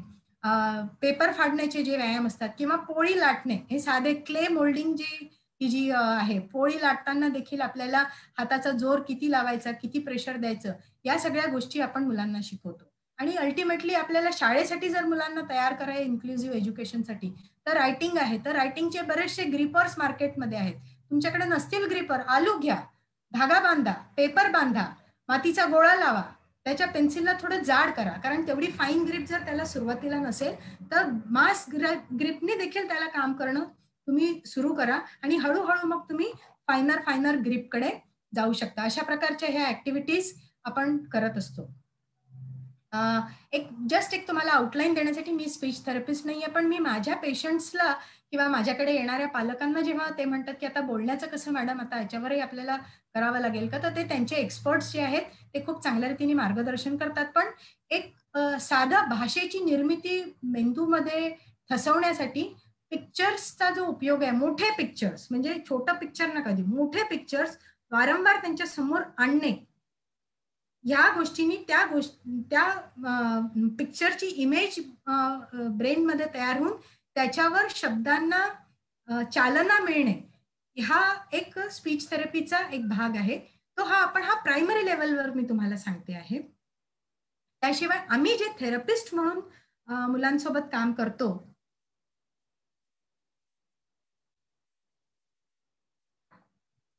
तर आमच्या ओरोमोटर एक्सरसाइजेस मध्ये बऱ्याचशा व्यायाम येतात, ज्याच्यामध्ये मुलांना लाळ गळणे किंवा व्यवस्थित चंबू तयार न करता येणे, ग्लास तोंडाजवळ न पकडता येणे किंवा चमचा तोंडाशी आणला तर न पकडता येतं. तर हे मसल रिलेटेड जे व्यायाम आहेत ते आपण ओरोमोटर एक्सरसाइजेसद्वारे करतो. त्याच्यामध्ये मेणबत्ती विझवायला सांगणे किंवा बलून ब्लो करायला सांगणे किंवा साधे कागदाचे तुकडे दिले ते तुकडे फुंकायला सांगणे, अशा प्रकारचे विविध शिट्टी वाजवणे, हे असे ओरलचे हे एक्सरसाइज आहेत. आता ज्या मुलांची लाळ गळते अशा मुलांना समजा आपल्याला काही कंट्रोल द्यायचं असेल, की जे आता त्यांना तर कंट्रोल लागेल ना, ज्या ठिकाणी आपल्याला ब्लो करायचंय, आपल्याला शिट्टी वाजवायची, तर हा थोडासा मॉडरेट टू स्ट्रॉंग कंट्रोल आहे. पण ज्यांना हा पण कंट्रोल नाही आहे अशा मुलांचे ओरलचे जर व्यायाम करायचे असतील तर मी या बाहुलीवर तुम्हाला दाखवू इच्छिते की हा जो ओठ असतो हा अप्पर लिप आहे, हा लोअर लिप आहे, हा अप्पर लिप आहे, हा लोअर लिप आहे आणि ही आपली जॉ लाईन आहे. तर या muscles, upper lip, lower lip आणि जॉ मसल्स, या सगळ्या आपल्या ओरोमोटर कंट्रोल देणाऱ्या मसल्स आहेत. या मसल्समध्ये मुलं यांचा हायपोटोनिया असेल तर आ करून ती लाळ त्यांची सतत गळत राहताना आपल्याला दिसते. तर हा कंट्रोल त्यांचा वाढवण्यासाठी इनवर्ड म्हणजे खालच्या लिपला, खालच्या ओठाला आतमधल्या बाजूला टर्न करणे, म्हणजे याच्या खालच्या ओठावर बोट ठेवून हा बोट मी आतमधल्या बाजूला टर्न करणे, वरच्या लिपवर बोट ठेवून त्याला खालच्या बाजूला टर्न करणे, म्हणजे inward rolling of upper lip आणि inward rolling of lower lip. याच्यामध्ये आपण त्यांना मसलला टोन देतो आहे. त्या मसलला आपण प्रॉप्रिओसेप्शन वाढवून म्हणा किंवा त्या मसलला आपण टोन देण्याचा प्रयत्न करत आहोत. ठीक आहे, तर हे एक होईल आहे. आणि अलॉंग द जॉ लाईन ह्या ज्या मसल्स आहेत याला गम प्रेसिंग असं म्हटलं जातं. तर आपल्या जॉच्या लाईननी, आपल्या मसुडेच्या लाईननी जे मसल्स आहेत, दातांवर नाही, जे आपले गम्स आहेत त्याच्यावरून गम प्रेसिंग हा एक व्यायाम आहे. म्हणजे अशा पद्धतीने आपण हळू हळू हळू हळू कानाच्या या पॉइंट पर्यंत आणायचं आहे. तर अशा पद्धतीने इथे आणि अशा पद्धतीने इथे.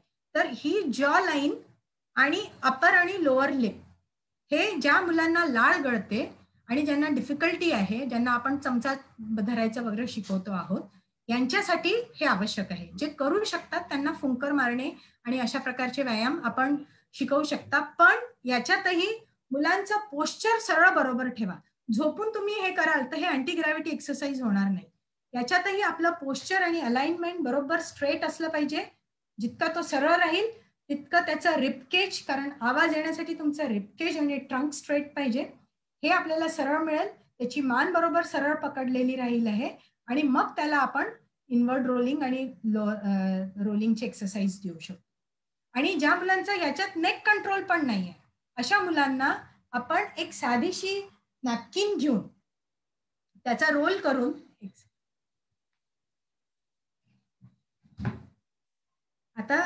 आता माझ्या समोर जो कापड आला आहे अशा प्रकारची ही अशी एक नॅपकिन आपण घेतलेली आहे.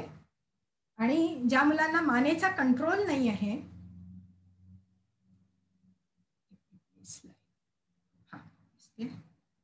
याला टोटली याच्या गळ्याभोवती देऊन रोल करत इथे आणलाय आहे. आणि या ठिकाणी एक आपला जो वेणीचा रबर बँड असतो तो साधा आपण बांधून दिलेला आहे. अशा पद्धतीने ज्या मुलांना मानेचा कंट्रोल नाही आहे अशा मुलांसाठी आपण घरच्या घरी अशी साधी विकत कॉलर न घेता होममेड नॅपकिन किंवा साध्या टॉवेलच्या तुम्ही कॉलर घरी बनवू शकता, ज्या स्वच्छ असतात आणि आपण पाहिजे तेवढं त्याच्यावर जितका तुम्ही त्या नॅपकिनचा पिळा देणार ना तेवढी ती स्ट्रॉंग होईल आहे. आणि एंडमध्ये त्याच्या इथे आणून बरोबर इथलं अंतर बघून तुम्ही त्याला एक साधा रबर बँड लावून द्या, तर तो त्याला नेकला सपोर्ट होईल. ठीक आहे. अशा विकतच्या कॉलर न घेता आपल्या मुलं ज्यांच्या मानाखाली पडतात त्यांना तुम्ही असा सपोर्ट द्या. त्यांची मान जर थोडीशी सरळ असेल तर त्यांना ती बरोबर पोश्चर आणि त्याच्या पुढचे व्यायाम त्यांना शिकायला मदत होते. तर मानेला नेहमी म्हणजे जितका तुम्ही सपोर्ट गरजेचा आहे तिथे द्या, कारण त्याच्याने त्यांना मदतच होते, त्यांचे विजन बरोबर राहील आणि ते एका फॅमिलीमध्ये अशा पद्धतीने राहू शकतील. आहे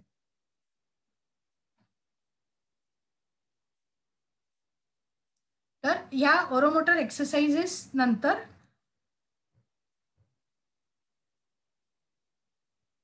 आपण आपले जे हायपर ऍक्टिव्ह मुलं आहे किंवा सेन्सरी स्पेक्ट्रमचे जे मुलं आहेत अशा मुलांचा जर आपण विचार करत आहोत तर खूप ऑक्युपेशनल थेरपी आणि सेन्सरी इंटिग्रेशनची जेव्हा आपण त्याच्याबद्दल बोलत असतो तर त्याच्यामध्ये त्यांच्या अकॉर्डिंग सराउंडिंग चेंज केलेलं असतं. मोटर प्रॉब्लेम जेव्हा आपण सॉल्व्ह करत असतो तर त्यांना जे गरजेचं आहे ते आपण देत असतो. या ठिकाणी थेरपिस्टला त्या मुलाच्या अनुषंगाने आपलं वातावरणामध्ये निर्मिती करावी लागते आणि जे काही आपले टेक्टाईल ज्या सेन्सरी सिस्टीम आहेत, विजन हिअरिंग पासून आपलं स्पर्शाचं ज्ञान आहे किंवा जॉईंटचं प्रॉप्रिओसेप्शन आहे, वेस्टिब्युलर सिस्टीम आहे जी आपल्या कानामध्ये जी बॅलन्स देते, अशा ह्या 5 सिस्टीम इंटिग्रेटली सेन्सर इंटिग्रेशनसाठी काम करत असतात. तर याबद्दल थोडीशी फक्त मी तुम्हाला एक आउटलाईन देते की पाण्यातले खेळ असतात किंवा अशा डिफरंट रफ सरफेसेसवर चालणारे जे एरियाज असतात की ज्या ठिकाणी ते स्पर्शाने त्या मुलांना जे सेन्सेशन त्याच्यातनं मिळतं तर त्यांचं जे ऑर्गनाइज्ड होतात, म्हणजे त्यांना स्वतःला ऑर्गनाइज करायला हे सेन्सेशनची गरज असते. म्हणून डोकं पिटणे, धावपळ करणे, इथून जाणे तिथे जाणे, असे हे त्यांचे विचित्र व्यवहार जे आपल्याला दिसतात तर त्याला ओळखायचं आहे आणि त्याला त्याची सेन्सरी डाएट, एका साध्या शब्दात आपण म्हणतो त्याला सेन्सरी डाएट आपल्याला या द्यावी लागते. तर हे वेगवेगळे पाय पुसायचे जे असतात त्याच्यावरून उभं राहणे किंवा याच्यावर उभं राहून खेळणे किंवा याच्यावरून चालणे, नारळाच्या दोऱ्या हातात देऊन त्याच्यानी काही गोल गोल असं खेळणे, अशा पद्धतीने आपण त्यांना देऊ शकतो. ऑडिओ व्हिज्युअल टॉईजचा आपण उपयोग करू शकतो ज्याच्यातनं आवाज आणि लाईट दोन्ही गोष्टी मिळतील. सँड आणि आपले कडधान्य याच्यामध्ये खेळताना त्यांना काहीतरी शोधायला देणे. त्याच्यामध्ये आम्ही बरेचदा क्लिनिकमध्ये सँडमध्ये अॅनिमल्स लपवून ठेवलेले असतात. एक टनेल आहे माझ्या क्लिनिकमध्ये की जा त्या टनेलमधनं 2 वाघ शोधून आण, तर तो असा रांगत रांगत जाईल, वाघ शोधेल, येईल. तर त्या ऍक्टिव्हिटीमध्ये तो पार्टिसिपेट होऊन कशा पद्धतीने करतो. ग्रेन्समध्ये बसवतो, खूप मोठे राजमाचे ग्रेन्सचे टब आहेत त्याच्यामध्ये त्यांना बसवलं जातं आणि वेस्टिब्युलर स्टिम्युलेशन आपण स्विंगद्वारे देत असतो. तर ह्या ज्या विविध थेरपीज आहेत, फिजिओथेरपी, ऑक्युपेशनल थेरपी आणि सेन्सरी इंटिग्रेशन, या अशा वेगवेगळ्या पद्धतीने स्वतःला विशेष पद्धतीने स्टँड करतात आणि त्या तशाच पद्धतीने आपल्याला करायचे आहेत. आणि ते करताना आपल्याला स्वतःला हे जाणीव ठेवायचे की हे मी कशासाठी करतोय. उभं करण्यासाठी, बसवण्यासाठी, चालवण्यासाठी, शाळेत पाठवण्यासाठी, पायऱ्या चढण्यासाठी, खेळण्यासाठी, सायकल चालवण्यासाठी, कलर करण्यासाठी, त्या मुलाला काय आवडतं त्या मुलाचं पण आपल्याला इनपुट लागतो. त्या अनुषंगाने तुम्ही तुमचा गोल सेट करा, त्या गोलवर काम करून बघा आणि त्याच्यानंतर मग मोठे मोठे गोल आपण त्याच्या हिशोबाने समोर जाऊ शकतो. तर असे हे सस्पेंडेड सेन्सर इंटिग्रेशनचे वेगवेगळे झोपाळे असतात जे की क्लिनिकल सेटअपमध्ये वापरलं जातं. तर सगळ्यात महत्वाचा मुद्दा, ही जी थेरपी आहे हे एक टार्गेट आहे. थेरपी म्हणजे फक्त इतकं आपल्याला लिहून दिलंय हे करायचं आहे असं नाहीये. मला आजच्या या चर्चेतनं हेच माझ्या कलिग्सला किंवा माझ्या सगळ्या स्पेशल एज्युकेटर बांधवांना आणि पेरेंट्सला सांगायचं की तुम्ही स्वतःला विचारा, तुम्ही थेरपी का करत आहात. थेरपी तुम्हाला खूप माहिती आहे, खूप नॉलेज आहे तुमच्याकडे, फक्त ते अप्लाय करून त्याच्यावरून थेरपीचं टार्गेट ठरवा आणि त्या टार्गेट प्रमाणे तुम्ही समोर जाल तर तुम्ही अतिशय सुंदर पुनर्वसन त्या मुलांचं कराल, जे की एखाद्या शहरात देखील होऊ शकणार नाही जर तुम्हाला थेरपीचा ABC कळला तर, या माझ्या आजच्या या छोट्याशा टॉकमधनं. तर आज मी आमच्या या क्लिनिकच्या मुलाचं की थेरपी त्यांनी माझ्याकडे येऊन 2 वर्ष राहिला, आज तो गावी परत गेला. आज गावी परत गेल्यानंतर त्या छोट्याशा भागामध्ये पण देखील तो त्या 4 मुलांमध्ये खेळू शकतो आहे. तो आपल्या हाताचा बॅलन्स सांभाळून क्रिकेट खेळतो आहे. किंवा हा मुलगा जो उन्हाळ्याच्या सुट्ट्यामध्ये आईला पापड वाळू टाकायला, हेमिप्लेजिक मुलगा आहे, आईला पापड पकडायला मदत करतो आहे आणि वाळू टाकायला मदत करतोय. हे पार्टिसिपेशन आपल्याला पाहिजे आहे. बॉल किक करायचं पार्टिसिपेशन आपल्याला पाहिजे. होळी खेळण्याचं, म्हणजे त्यांनी 4 मुलांमध्ये जाऊन कुठेही स्वतःला कमी न समजता आपल्याला इतकं स्वतःला वर उचलायचं आहे थेरपीच्या माध्यमातून, की आपण बिलकुल बिनधास्त मुलांमध्ये जाऊन बिलकुल बिनधास्त खेळायचं आहे. आणि त्याचा बॅकबोन आहे तुमची थेरपी, जी सुरुवात डे 1 ला झालेली आहे. ती डे 1 ची सुरुवात तुम्हाला अशा प्रकारच्या फ्रुटफुल जर्नीला नेऊ शकते. हे एक्झाम्पलद्वारे तुम्हाला दाखवते. जसं आपल्या मॅडमनी, चंद्रपूरच्या फिजिओथेरपिस्ट मॅडमनी सांगितलं, की एका पार्कसाठी मी हे काम केलेलं आहे. त्या पार्कचे काहीच पिक्चर माझ्याकडे आताकडे होते. तर त्याच्यामध्ये मुलांचा खेळण्याचा हक्क आहे. त्यांना त्यांच्या बालपणाचा हा हक्क तुम्ही द्या. त्यांना खेळू द्या. आणि जेव्हा ते खेळतील, त्याच्यात पार्टिसिपेट होतील, त्यांचा आनंद तुम्ही बघाल, तर तुम्हाला खूप सॅटिस्फॅक्टरी वाटेल, की हो, आज जे काही मी अचीव्ह केलेलं आहे ते एन्जॉय करताना तुम्हाला जेव्हा दिसेल, तेव्हा तुम्हाला मनापासून सार्थकता येईल, की हो, मी थेरपी जी केली, एका थेरपिस्टकडे गेलो आणि इतकं रेग्युलरली रोज गेलो आलो, या सगळ्या गोष्टी आपण त्यांच्यात देऊ शकतो आणि त्यांना आपण स्वावलंबी करू शकतो. त्यांच्या खूप साऱ्या डिफॉर्मिटीज थांबवू शकतो. त्यांना ऑपरेशनला जाण्याच्या वेळा जर येतील आहे, त्या पण ह्या माध्यमातून कमी होतील आहे. म्हणजे खूप जास्त सिव्हिअरिटी जर वाढली तर सरळ स्केलेटल डिफॉर्मिटीज होतात. मसल टाईट झाली ते काय करते, ती जॉईंटलाच टर्न करते ना. जॉईंट टर्न झाला की थेरपिस्टचा रोल संपला. मग इथे आमची थेरपी काम नाही करत. ज्या ठिकाणी जॉईंटचं काम येतं तिथे ऑर्थोपेडिक सर्जनचं काम येतं, आणि त्या ठिकाणी माझी थेरपी काहीही कामाची नाहीये. तर जिथपर्यंत मी काम करू शकते तितकं मी जास्त काम करेन, सो दॅट ज्या मुलाला मी आज उभं करण्याचा प्रयत्न करते आहे, तो ऑर्थोपेडिक सर्जनकडे समजा जावंही लागलं वयाच्या मॅच्युरिटी प्रमाणे, तर मिनिमली इन्व्हेसिव्ह त्याची सर्जरी होईल, त्याची जॉईंट सर्जरी नाही होणार, याची काळजी मी डे 1 ला माझ्या स्पास्टिक मुलांची घेते. आणि अशा पद्धतीने आपण ह्या मुलांचं पुनर्वसन करतो थेरपी आणि प्लेची सांगड घालताना. एवढं बोलून मी माझं आजचा टॉक इथे थांबवते आहे. आय होप की मी तुम्हाला मॅक्झिमम माझ्या या टॉकमधनं संदेश पोहोचवण्याचा प्रयत्न केलेला आहे. याच्यावर आपले काही प्रश्न असतील तर most welcome. Thank you so much.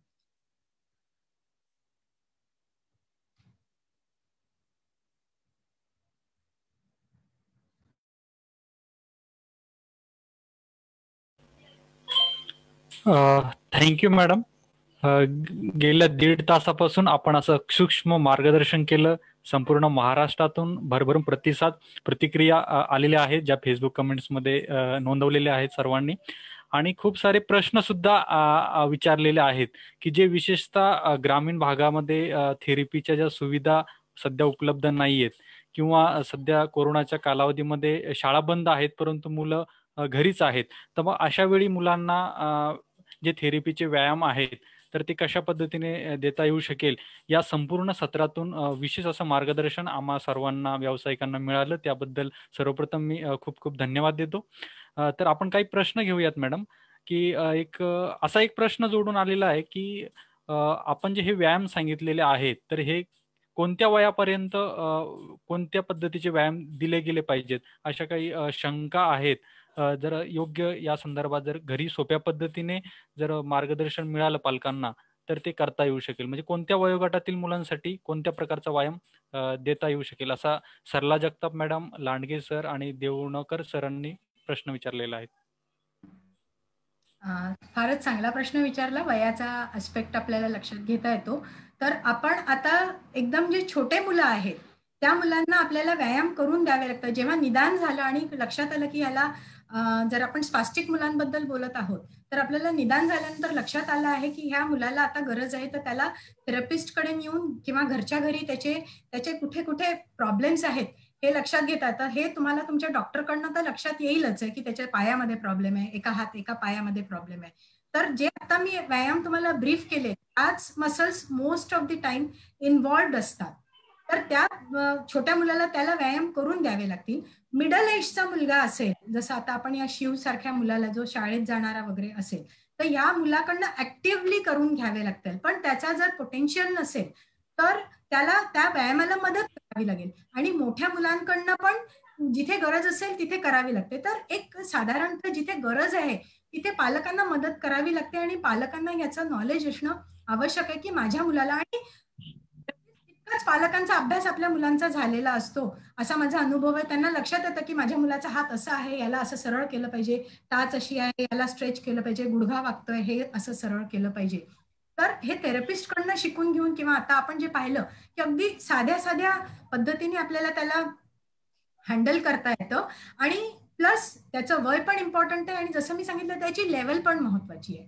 तो कुठल्या लेवल, चालता फिरता मुलगा असेल तर त्याचं व्यायामाचं स्वरूप अर्थात वेगळं राहील. जो बेडवरचा मुलगा राहील त्याचं व्यायामाचं स्वरूप वेगळं राहील. अगदीच बेडला खेळलेला मुलगा आहे आणि काहीच मुवमेंट करत नाही, अशा मुलाला मेंटेन करणे, कारण त्याचे पाय क्रॉस होऊन बरेचदा त्यांचे हिप सबलक्सेशन होण्याची भीती असते, तर त्यांना प्रॉपरली स्प्लिंट देऊन त्यांचे पाय दूर ठेवणे आणि त्यांना म्हणजे त्यांची काय म्हणता येईल हायजीनसाठी पण, त्यांच्या पायाचं क्रॉसिंग असेल तर मुलगा सू आणि शी करेल तर ते पण त्यांना क्लीन करता येत नाही, तर अशा वेळेला त्याच्या हायजीन पॉइंट ऑफ व्ह्यूने देखील थेरपीचा उद्देश राहू शकतो. तर ह्या 3 पालकांना हे लक्षात येईल की आपल्या मुलाला एक्झॅक्टली कोणता प्रॉब्लेम आहे त्याला आयसोलेट करा आणि त्या आयसोलेट केल्यानंतर तुम्ही माझा हा जो टॉक ऐकला याच्यामध्ये ऑलमोस्ट मी 99% गोष्टी आणण्याचा प्रयत्न केलाय. तर मला वाटतं की त्या अनुषंगाने आपल्याला फार मदत होईल. प्लस तुमच्या डिस्ट्रिक्ट थेरपिस्टची पण तुम्ही मदत घेऊ शकता. हेलो मैम, हाउ सेंसरी इंटीग्रेशन, ये जो सेंसरी इंटीग्रेशन टेक्निक है उससे लर्निंग प्रोसेस कैसे होती है? मतलब हम लोग स्कूल के बच्चों को अगर हमको लर्निंग एनहेंस करनी है, ऑटिस्टिक हो या एडीएचडी हो, तो उसमें सेंसरी इंटीग्रेशन का क्या रोल प्ले होगा और कैसे?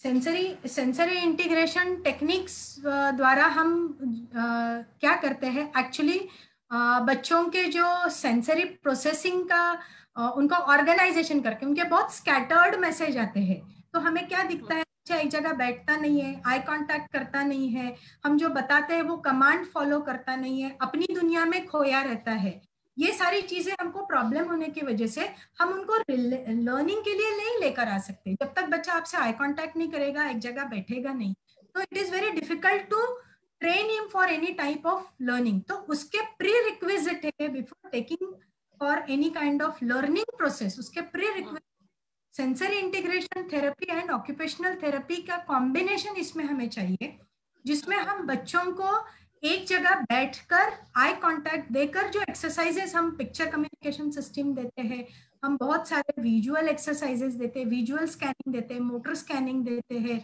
विजुअल परसेप्शन एक्सरसाइज देते हैं, बहुत सारे जो एक्सरसाइजेस है इनको हमको लेना पड़ेगा. अब उसमें भी हमको गोल सेट करना पड़ेगा. हमारे बच्चे का थ्रेशोल्ड 15 मिनट का भी नहीं है, तो हमें शायद 5 मिनट के लिए भी वो सेशन में बैठा, ये भी हमारे लिए गोल हो सकता है. तो 5 से 10 मिनट, 10 से 15 मिनट, जब इसका 20 मिनट तक हमारा पढ़ाने का मैंने बैठने का, उसका एक एक्टिविटी में बैठने का समय हमें मिलता है इन क्लिनिकल सेटअप, तब जाकर हम उसके लर्निंग की कोई शुरुआत कर सकते हैं, ऐसा हमें लगता है. तो यह चीज उस बच्चे के प्रॉब्लम्स को आइडेंटिफाई करके उसका मिनिमली रिक्वायर्ड गोल सेट करके फिर हमारी जो थेरेपीज है, तो थेरेपीज में अगर आप चाहते हैं तो सेंसर इंटीग्रेशन में हम टेक्टाइल स्टिमुलेशन देते हैं, डिफरेंट टाइप ऑफ टेक्सचर्स देते हैं, रफ टेक्सचर्स होते हैं जो अभी आपने मैट और ये सारा देखा, तो हम टेक्टाइल स्टिमुलेशन देते हैं, डीप प्रेशर देते हैं, जो प्रोप्रियोसेप्टिव यानी वेस्टिबुलर सिस्टम रहती है, तो बच्चे को अच्छे से हक करके बैठना भी एक डीप प्रोप्रियोसेप्शन होता है. जब को हम अच्छे से उसके ऊपर से बॉल चलाते हैं, ये बहुत सारे टेक्निक्स आप एज ए थेरेपिस्ट जानते हैं. तो ये जो डीप प्रोप्रियोसेप्शन हम देते हैं, हमारे पास में लेकर हम बैठे, तो हम क्या कर रहे हैं, उस बच्चे प्रोप्रियोसेप्टिव सिस्टम को ऑर्गेनाइज करके उसका ध्यान हमारे काम के तरफ लेकर जा रहे हैं. तो जहां बच्चा नहीं कर सकता वहां तो हमको असिस्ट करना है. तो ये असिस्टेंस एज ए थेरेपिस्ट हमको प्लान करना है. और सेंसर इंटीग्रेशन काफी वास्ट सब्जेक्ट है, पर उसको एकदम सिंपल इसमें भी उसको बैठना है, आंख मिलाना है और पार्टिसिपेट करना है, इस चीजों को भी हमने ध्यान में लिया तो भी हमारी एक अच्छी शुरुआत होगी. और फिर उसके अकॉर्डिंग आपको खुद अपना मार्ग धीरे धीरे, आपने इन सारे अभ्यासक्रमों को किया है तो आपको वो आते जाएगा, ऐसा हमें लगता है. I hope it answers your question. Yes ma'am, yes ma'am. Okay, धन्यवाद मॅडम.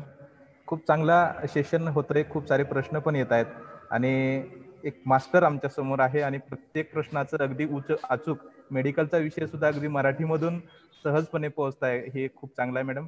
एक प्रश्न असा होता मॅडम, आमचे मार्गदर्शक विचारतात, अजयजी काकडे सर, की जे इंटिरियर एरिया आहे, खूप मध्ये थोडंसं शहरापासून दूर आहे किंवा तालुक्यापासून दूर आहे, काही ठिकाणी हे साहित्य आपण बनवताना थोडीशी अडचण येते. मग त्या रुरल एरियामध्ये किंवा इंटेरियर एरियामध्ये, दुर्गम भागामध्ये कशा प्रकारचं साहित्य आपण तिथे वापरून थेरपीचा वापर देऊ शकतो? काकडे सर, खूप खूप धन्यवाद, आपण हा प्रश्न विचारला.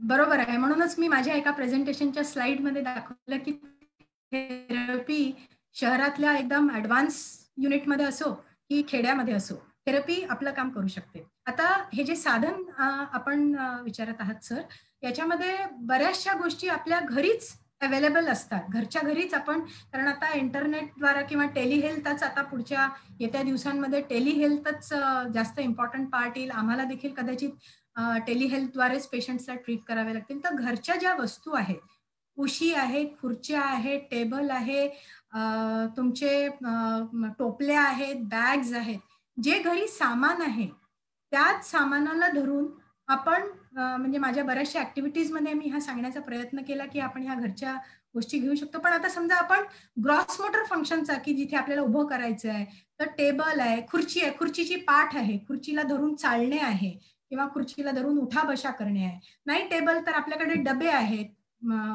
ओंडके आहेत, असे हे जे आहे, उशा ठेवल्या, एकदम उशा याच्यासाठी आपण वापरायला नाही सांगत की त्याच्यामध्ये मुलं दबून जातील, तसा थोडा कडक सरफेस असेल की ज्याच्यामधनं उठायला बसायला त्यांना मदत होईल आहे. तर अशा खिडकीचे तावदानं आहेत किंवा खिडकीचे बार्स आहेत. तर या घराच्या आतमधल्या या सगळ्या गोष्टी ज्या आहेत या वापरू शकतो, दोऱ्या वापरू शकतो, काड्या वापरू शकतो. घराच्या बाहेर थोडंसं अंगण आहे आणि अंगणामध्ये आपल्याला काही ग्रिलचं गेट आहे, त्या गेटला धरून किंवा भिंतीची वॉल आहे त्याला धरून आपण ह्या सगळ्या गोष्टी करू शकतो. हेच टेबल खुर्ची आता आपल्याला थोडंसं बाहेर जाऊन त्याला बाहेर त्या गेटचा पण उपयोग करायचा, तर घरचा डबा बाहेर दाराजवळ नेऊन ठेवला आणि त्याच्यातनं उठा बशा करायला लावल्या. उठा बशा करताना तुमच्या फुटचे पण मुवमेंट होतात, हिपची पण मुवमेंट होते, हाताची पण ग्रिप येते. तर असा व्यायाम डिझाईन करायचा की जो एकाच व्यायामामध्ये आपल्याला खूप गोष्टी मिळत आहेत. धरून धरून चालायचंय, गेटला धरून चालणे आहे, दोरीला धरून चालणे आहे. जर वॉकर नसेल तर आपण चेअर देऊ शकतो. साधा गुडगुडी असते, गुडगुडी एक बेस्ट साधन आहे. त्या गोल वॉकर मध्ये न बसवता मुलांना आम्ही तर गुडगुडीच वापरायला लावतो. तर अशा पद्धतीने आपण मुलांना एनकरेज करू शकतो. हा झाला ग्रॉस मोटरचा भाग. फाईन मोटरच्या भागामध्ये किचनमध्ये कितीतरी इक्विपमेंट्स आहेत आपल्याकडे की ज्याच्यामध्ये आपण त्यांना वेगवेगळ्या पद्धतीने हाताचे व्यायाम, कणकेचे गोळे आहे, मातीचे गोळे आहे, कंचे आहे, दगड आहे, कांदे बटाटे साधे सेपरेट करायला आपण दिले, शेंगा तोडायला लावल्या, कागदाचे बोळे करायला लावले, कापडांच्या घड्या करायला लावल्या. तर हे पण होऊ शकतात त्याचे व्यायाम. आणि स्पीच मध्ये तर आपण फुंकर देऊन मेणबत्ती विझव, आता या डिस्टन्सवर विझवली, व्हेरी गुड, आता मोठ्या डिस्टन्सवर विझव, असं एनकरेज करत करत आपण त्याचे ओरोमोटर मसल्ससाठी पण काम करू शकतो. बसण्याची जी सिस्टीम आहे ती जर आपल्याकडे एकदम प्रॉपर नसेल तर भिंत आणि टेबल ठेवा, भिंत आणि डबा ठेवा, भिंतीची पाठ आणि टेबलचा सरफेस असं करत पण आपण 90 डिग्रीचा अँगल मुलांना बसण्यासाठी देऊ शकतो आणि उभं राहणे. आणि सुरुवातीला पेरेंट्सनी आपला सपोर्ट द्यावा, वॉकर वगैरे नसेल, मग आपल्याला लक्षात आलं तर खुर्चीला तुम्ही पकडा, खुर्चीला त्यालाही पकडायला लावा, ती वॉकर म्हणून वापरा. प्लास्टिकच्या खुर्च्या वापरा, त्या हलक्या असतात, त्या प्रोपेल करायला एवढी शक्ती लागत नाही. तर अशा पद्धतीने करता येईल हे. धन्यवाद मॅडम. एक वाक्य आपलं खूप महत्वाचं होतं की आपण जे थेरपी देतोय किंवा थेरपीसाठी जे आपण थांबलोय किंवा थेरपी जे आपलं उद्देश ठेवलाय त्या अगोदर आपण स्वतःला प्रश्न विचारला पाहिजे की थेरपी कशासाठी आहे. हा प्रश्न जर आपण विचारलं की आपल्याला अनेक ऍक्टिव्हिटी सुचतात, घरातल्या वस्तू सुद्धा वापरता येतात आणि त्याला अनुसरून आपण आपलं हे ध्येय गाठू शकतो. याला अनुसरून एक दुसरा एक प्रश्न होता की काही मुलं ही झोपूनच असतात, त्यावेळेस काही ठिकाणी हातबल होतो माणूस किंवा घरचं पॅरेंट, कारण पूर्णतः मेडिकल बॅकग्राऊंड नसतं किंवा पूर्ण शास्त्रीय गोष्टी माहीत नसतात. तर त्यावेळेस घरी झोपून असलेल्या किंवा बेड रेस्ट असणाऱ्या मुलांसाठी काय करता येईल आणखी जास्त? जे बेडरिडन मुलं आहेत म्हणजे ते GMFCS 5 वर आहेत, स्वतःचं ऍक्टिव्ह काहीही पार्टिसिपेशन नाही आहे आणि अशा मुलांमध्ये जर जॉईंट टाईट असतील तर या मुलांमध्ये जास्त स्केलेटल डिफॉर्मिटीज होण्याचे चान्सेस असतात. हे मुलं जास्त रिस्कमध्ये असतात. त्यांना म्हणजे त्यांच्या जॉईंटच्या इन्स्टेबिलिटीमुळे आणि त्यांच्या स्वतःच्या ऍक्टिव्ह मसल्स म्हणजे ऍक्टिव्ह मुवमेंट्स नसतात. आपण त्याला पलटवलं तर तो पलटेल, बसवलं तर बसेल, उभं केलं तर जर उभंही राहतो की नाही ती पण एक शंका आहे, बसवलं तर बसेल. तर अशा वेळेला या मुलांची बेसिक थेरपीचा एम असतो की ह्याच्याहून जास्त तो वर्स होऊ नये, कारण झोपून नये तर लंगची कपॅसिटी कमी होते. आपला म्हणजे ब्रिदिंग कपॅसिटी सतत झोपून राहण्यामुळे, आपण सतत ग्रॅव्हिटी एलिमिनेटेड पोझिशन मध्ये राहिल्यामुळे लंगची कपॅसिटी कमी होऊन त्याला लंग रिलेटेड नंतर पुढे जाऊन प्रॉब्लेम येऊ शकतात.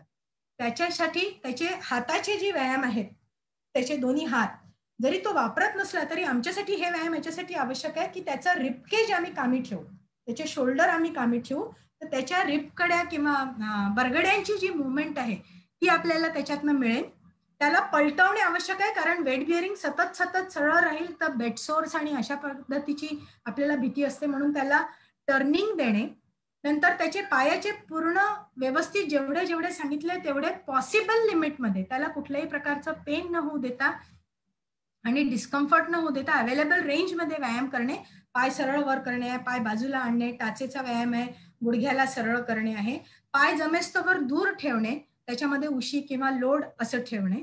आणि जर त्याला आता शक्य झालं, आता त्याला जेवायला वगैरे झोपून दिलं तर पुन्हा आपल्याला ह्याचे डायजेस्टिव्ह सिस्टीमचे प्रॉब्लेम येऊ शकतात किंवा फूड रिलेटेड प्रॉब्लेम, तर त्याला आपल्याला बसवायचं आहे. तर आता जेव्हा आपल्याला त्याला सपोर्टनी बसवायचं आहे, व्यवस्थित लोड आणि उशीचा टेका द्या, त्याला बसवा, तो बसू शकेल. आता बसताना तो असा जाऊ शकतो, त्याचा कंट्रोल जाऊ शकतो जर GMF CS5 आहे. त्याला नेकची कॉलर द्या किंवा त्याच्या बाजूला जाऊन तुम्ही सरळ बसा, त्याला घेऊन बसून त्याला जेवण द्या, त्याला त्याचं घर बघू द्या, त्याला त्याचे घरचे मेंबर्स बघू द्या, त्याला त्याच्या आई वडिलांना बघू द्या. जर तो व्हिज्युअली एक्सप्लोर करत असेल, त्याच्यातही जर त्याची मान खाली जात असेल तर कॉलर द्या किंवा त्याची मान पकडा. त्याला घराचा एक सदस्य म्हणून तुम्ही एक्सेप्ट कराल तेवढा तो तुम्हाला प्रतिसाद देईल. नाहीतर तुम्ही त्याला म्हणाल अरे उठून बसलाय का, बस, आणि तुम्ही दुसऱ्याशी बोलत आहात, तर तो पण त्याची मान खालीच ठेवेल. त्याला तेवढं जर आपण प्राधान्य दिलं, बघ बाबा आले आहेत, बाबांनी तुझ्यासाठी काय आणलंय, असं जेव्हा तुम्ही त्याच्याशी वार्तालाप करता, जरी तो एक्सप्रेस नाही करू शकत, त्याची रिसेप्टिव्ह लँग्वेज जर चांगली असेल तर तो या गोष्टीला समजेल की माझे बाबा आलेत आणि त्यांनी माझ्यासाठी चॉकलेट आणलंय. तर या गोष्टीला तुम्ही समजून चला, त्याला फॅमिलीमध्ये एक्सेप्ट करा, त्याला बसवा. उभं समजा शक्य होत नसेल तर उभं करू नका, जर शक्य होत असेल तर स्प्लिंट सोबत उभं देखील करू शकता, कारण पायावर वजन येणे, हातावर वजन येणे हाडाच्या ठिसूळतेसाठी पण आवश्यक आहे. सतत बेड रिडन राहील तर त्याच्या बोन्सची क्वालिटी खराब होऊन त्याचे फ्रॅक्चर होण्याचे चान्सेस, जर अडोल्संट एज पर्यंत तो पोहोचला तर तो प्रॉब्लेम आपल्याला येऊ शकतो. म्हणून त्याला बसवा, सोबत बसवा, आपल्या फॅमिली टाइम मध्ये त्याला एकत्र घ्या. आणि बेसिक फिजिओथेरपी ही त्याच्यासाठी पण तेवढीच आवश्यक आहे, लंग थेरपी तेवढीच आवश्यक आहे. धन्यवाद मॅडम. मी फिजिओथेरपीचा प्रश्न विचारला, त्याच्याबरोबर मला ऑक्युपेशनल थेरपी पण मिळते, स्पीच थेरपी पण मिळते, सेन्सरी इंटिग्रेशन पण मिळतो, त्याचबरोबर शिकण्याविषयीच्या ऍक्टिव्हिटी पण, हे एकत्रित करून सांगणं खरंच खूप महत्त्वाचं वाटलं. मॅडम, जाता जाता एक प्रश्न विचारतो. राज्यभरामध्ये अंगणवाडी शाळा भरपूर आहेत.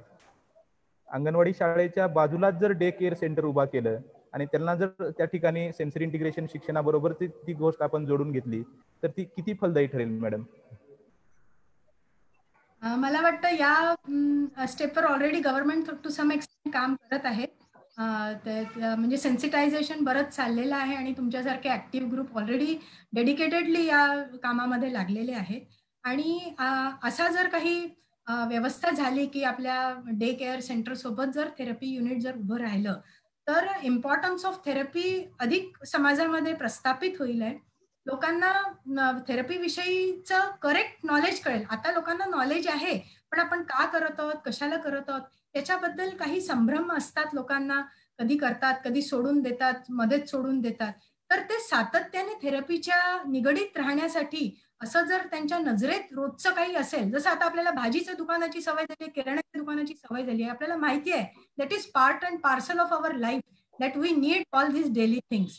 तसंच जर सेंटर्स उभे राहिले आणि लोकांना ही जर गोष्ट एक्सेप्ट झाली की this is part of my life आणि this is good for my child, तर याच्यासारखा स्टेप म्हणजे ही अतिशय प्रशंसनीय स्टेप राहील गव्हर्नमेंट कडून आणि याला चांगला प्रतिसाद मे बी सुरुवातीला नाही मिळणार, तुमच्यासारखे डेडिकेटेडली लोकांना खूप मेहनत करावी लागेल, पण in long run it will be very fruitful. Hello ma'am. Hello बोलिए मैम, मैडम. एक क्वेश्चन था कि जो बेड रिडन बच्चे हैं, जो मल्टीपल डिसेबल्ड हैं, अगर इन बच्चों का जो डेवलपमेंटल रिकॉर्डिंग है, छोटी छोटी चीजें, उसको हम educational recording as a educational recording note down कर सकते हैं क्या? आपको क्या लगता है कि मतलब उनकी जो एक छोटी छोटी मूवमेंट्स हैं, या फिर उनकी एक सोशल स्माइल आना, उनका पेरेंट्स के साथ अटैचमेंट होना, या फिर उनका सिर्फ खुद को एक्सप्रेस करने के लिए हैंड्स मूवमेंट करना या जेस्चर चेंज करना, तो इसकी रिकॉर्डिंग हम एजुकेशनल पॉइंट ऑफ व्यू ले सकते हैं क्या? सुनीता, इस कॉन्टेक्स्ट में कितना रिसर्च है और इसमें कितना वर्क किया जा रहा है इसका अंदाज हमें नहीं है, पर डेफिनेटली इसमें अगर आप शुरुआत करना चाहें, सारे रिकॉर्डिंग्स, अगर eye contact and communication and gesturing, ये अगर चीजें हम आगे ला सकते हैं समाज के सामने, तो डेफिनेटली, और ये ऑलरेडी हम काम कर रहे हैं, इसको हमको सिर्फ ऑन पेपर अगर लाना है तो ये डाटा हमें कलेक्ट करना पड़ेगा। और मोस्ट ऑफ द टाइम ये अपने बड़े बच्चे रहेंगे जो मैंने, छोटे बच्चे शायद इतना हमें रिस्पॉन्स ना करे, जो एंटिसिपेट कर पाए, जो हम उनको दे पाए, मे बी एक्टिविटीज जस्ट गेस्चरिंग से, तो उनका कम्युनिकेशन उस तरह का जो भी है एस्टेब्लिश कम्युनिकेशन, उसको हम लेकर तो आ सकते हैं, और उसको, लेकिन इसका हमें काफी गंभीरता से विचार करना पड़ेगा इस विषय के ऊपर, क्योंकि GMF 5 लेवल के बच्चों के रिहैबिलिटेशन में most of the time it is very important to look for their other alignments, म्हणजे वो टाइट ना हुए, उनके सर्जरीज ना पड़े, उनकी लंग का प्रॉब्लम ना है, उनके मेडिकल इश्यूज थोड़े ज्यादा उभर कर खड़े रहते हैं। इसलिए एजुकेशन रिलेटेड हमको सही में कितना जरूरी है कि हमें उस बच्चे के कंडीशन के ऊपर निर्भर करना पड़ेगा, अन्यथा GMFCS 5 में मेडिकली बच्चे को ही हमारी थेरेपी की प्रायोरिटी होती है। Okay, thank you madam. आपण जवळपास गेली 1.5-2 तासापासून चर्चा करतोय, प्रत्येक विषय अगदी खोलाने सांगितलात. त्या समारोपाकडे वळणार आहोत. खूप सारे प्रश्न आहेत, अनेक पालक सुद्धा आपल्याशी जोडले गेले होते, प्रत्येक गोष्टी त्यांना मिळाल्या आहेत, वेगवेगळ्या ऍक्टिव्हिटी मिळालेल्या आहेत. आजच्या सत्राचा समारोप करण्यासाठी मी सायकोलॉजिस्ट रत्नागिरीहून आपल्यासोबत जॉईन झालेत सचिन सारोळकर सर. सचिन सारोळकर सरांना मी विनंती करतो की आजच्या सत्राचं आभार व्यक्त करावं. नमस्कार, माझा आवाज येतोय? येतोय सर, बोला. ओके. आजच्या सत्राला सुरुवात करताना वसीम सरांनी MIIP-चा जो वाटचाल चालली आहे त्याच्याबाबत त्यांनी स्मार्ट असा शब्द वापरला होता आणि त्याचं त्यांनी ॲब्रिव्हिएशन पण सांगितलं होतं. पण ते मी वाटचालीच्या दरम्यान असं म्हणेल की आजचं सत्र हे स्मार्ट शब्द तिथे जास्ती चपखलपणे बसेल. मॅडमचं पूर्ण सत्र 1.5 तास खूपच छान झालं. त्यांचे काही शब्द मला इथे संदर्भासाठी घेता येतील. मुलांना उभं करण्यासाठी आपण सगळेजण काम करतात, स्पेशली फिजिओथेरपिस्ट काम. मला असं वाटतं की हे उभं राहण्याच्या दृष्टिकोनातून तुम्ही आमच्या MIIP-च्या टीमला पण खूप मदत केलेली आहे या सेशनच्या माध्यमातून. एक दुसरी गोष्ट, श्रावण महिना नुकताच संपतोय. आपण जसं म्हणतो की ज्या नवीन गोष्टी आम्ही शिकतो त्या गोष्टींचा वापर आपण आपल्या फील्डमध्ये करतो, आणि श्रावणामध्ये असं म्हटलं जातं की उठणार नाही, मातणार नाही, घेतला वसा टाकणार नाही. तसा हा जो वसा आज आपण तुम्ही आम्हाला दिलेला आहात, हा वसा आम्ही पुढे नक्कीच सगळेजण चालू ठेवू. तिसरी गोष्ट, जसं विकासने म्हटलं की या सगळ्या अर्ली इंटरव्हेन्शनच्या बाबतीत आपण अंगणवाड्यांना हे डे केअर सेंटर सुरू शकेल का? नुकतंच आठवड्यापूर्वी डिसॅबिलिटी कमिशनरकडनं एक पत्र सगळ्या शाळांना आलंय आणि अर्ली इंटरव्हेन्शन बाबत काम करायला हवं आहे आणि त्याच्यासाठी तुम्हाला सगळ्या लोकांना एकत्रित आणायला हवंय. ही गोष्ट खरंच आपल्या सगळ्यांसाठी खूप चांगली आहे. स्पेशल एज्युकेशन आणि आपण इन्क्लुजन एज्युकेशन या सगळ्यांना जोडणारा हा दुवा ठरू शकतो. आणि मल्टी डिसिप्लिनरी टीम जेव्हा आपण म्हणत होतो आधी की बहुतज्ञांची टीम असेल, मला असं वाटतं की आता आपण सगळेच जण एकाच व्यासपीठावर काम करू लागलोय. पूर्वी जसं फिजिओथेरपिस्ट म्हणजे फार मोठा व्यक्ती, आणि आता आपल्याला तोच मोठा व्यक्ती आपल्या टीम मधला एक भाग वाटतोय. म्हणजे जशी आमची सुनीता मॅडम होत्या, ज्यांनी सुरुवातीला जे सांगितलं त्यावेळेस गोष्टी कळल्यात की आपण खूप जवळ आलो आहोत सगळ्यांच्या, आणि कोरोनामुळे पण आपल्याला हे सगळं जास्ती चांगल्या पद्धतीने लक्षात येतंय. मग मॅडमनी त्यांच्या भाषणात किंवा सत्रामध्ये जे सांगितलं त्या टर्मिनॉलॉजी आपण ऐकल्या होत्या, आपल्या शिक्षणात त्या काही वापरल्या पण आपल्याला त्या प्रत्यक्ष सादरीकरणामधनं, मी त्याला माहिती म्हणणार नाही, कारण माहितीच्या पलीकडे अनेक गोष्टी मॅडमनी त्यांच्या टेक्निक्सच्या माध्यमातून वापरल्या.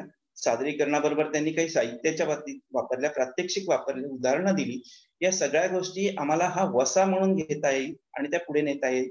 मॅडम, आपण खरंच खूप सोप्या, साध्या आणि समर्पक पद्धतीने आम्हाला ही माहिती आणि त्याच्याबद्दलचं सगळं ज्ञान, इनपुट्स आम्हाला दिलं, असं म्हटलं तर वावगं ठरणार नाही.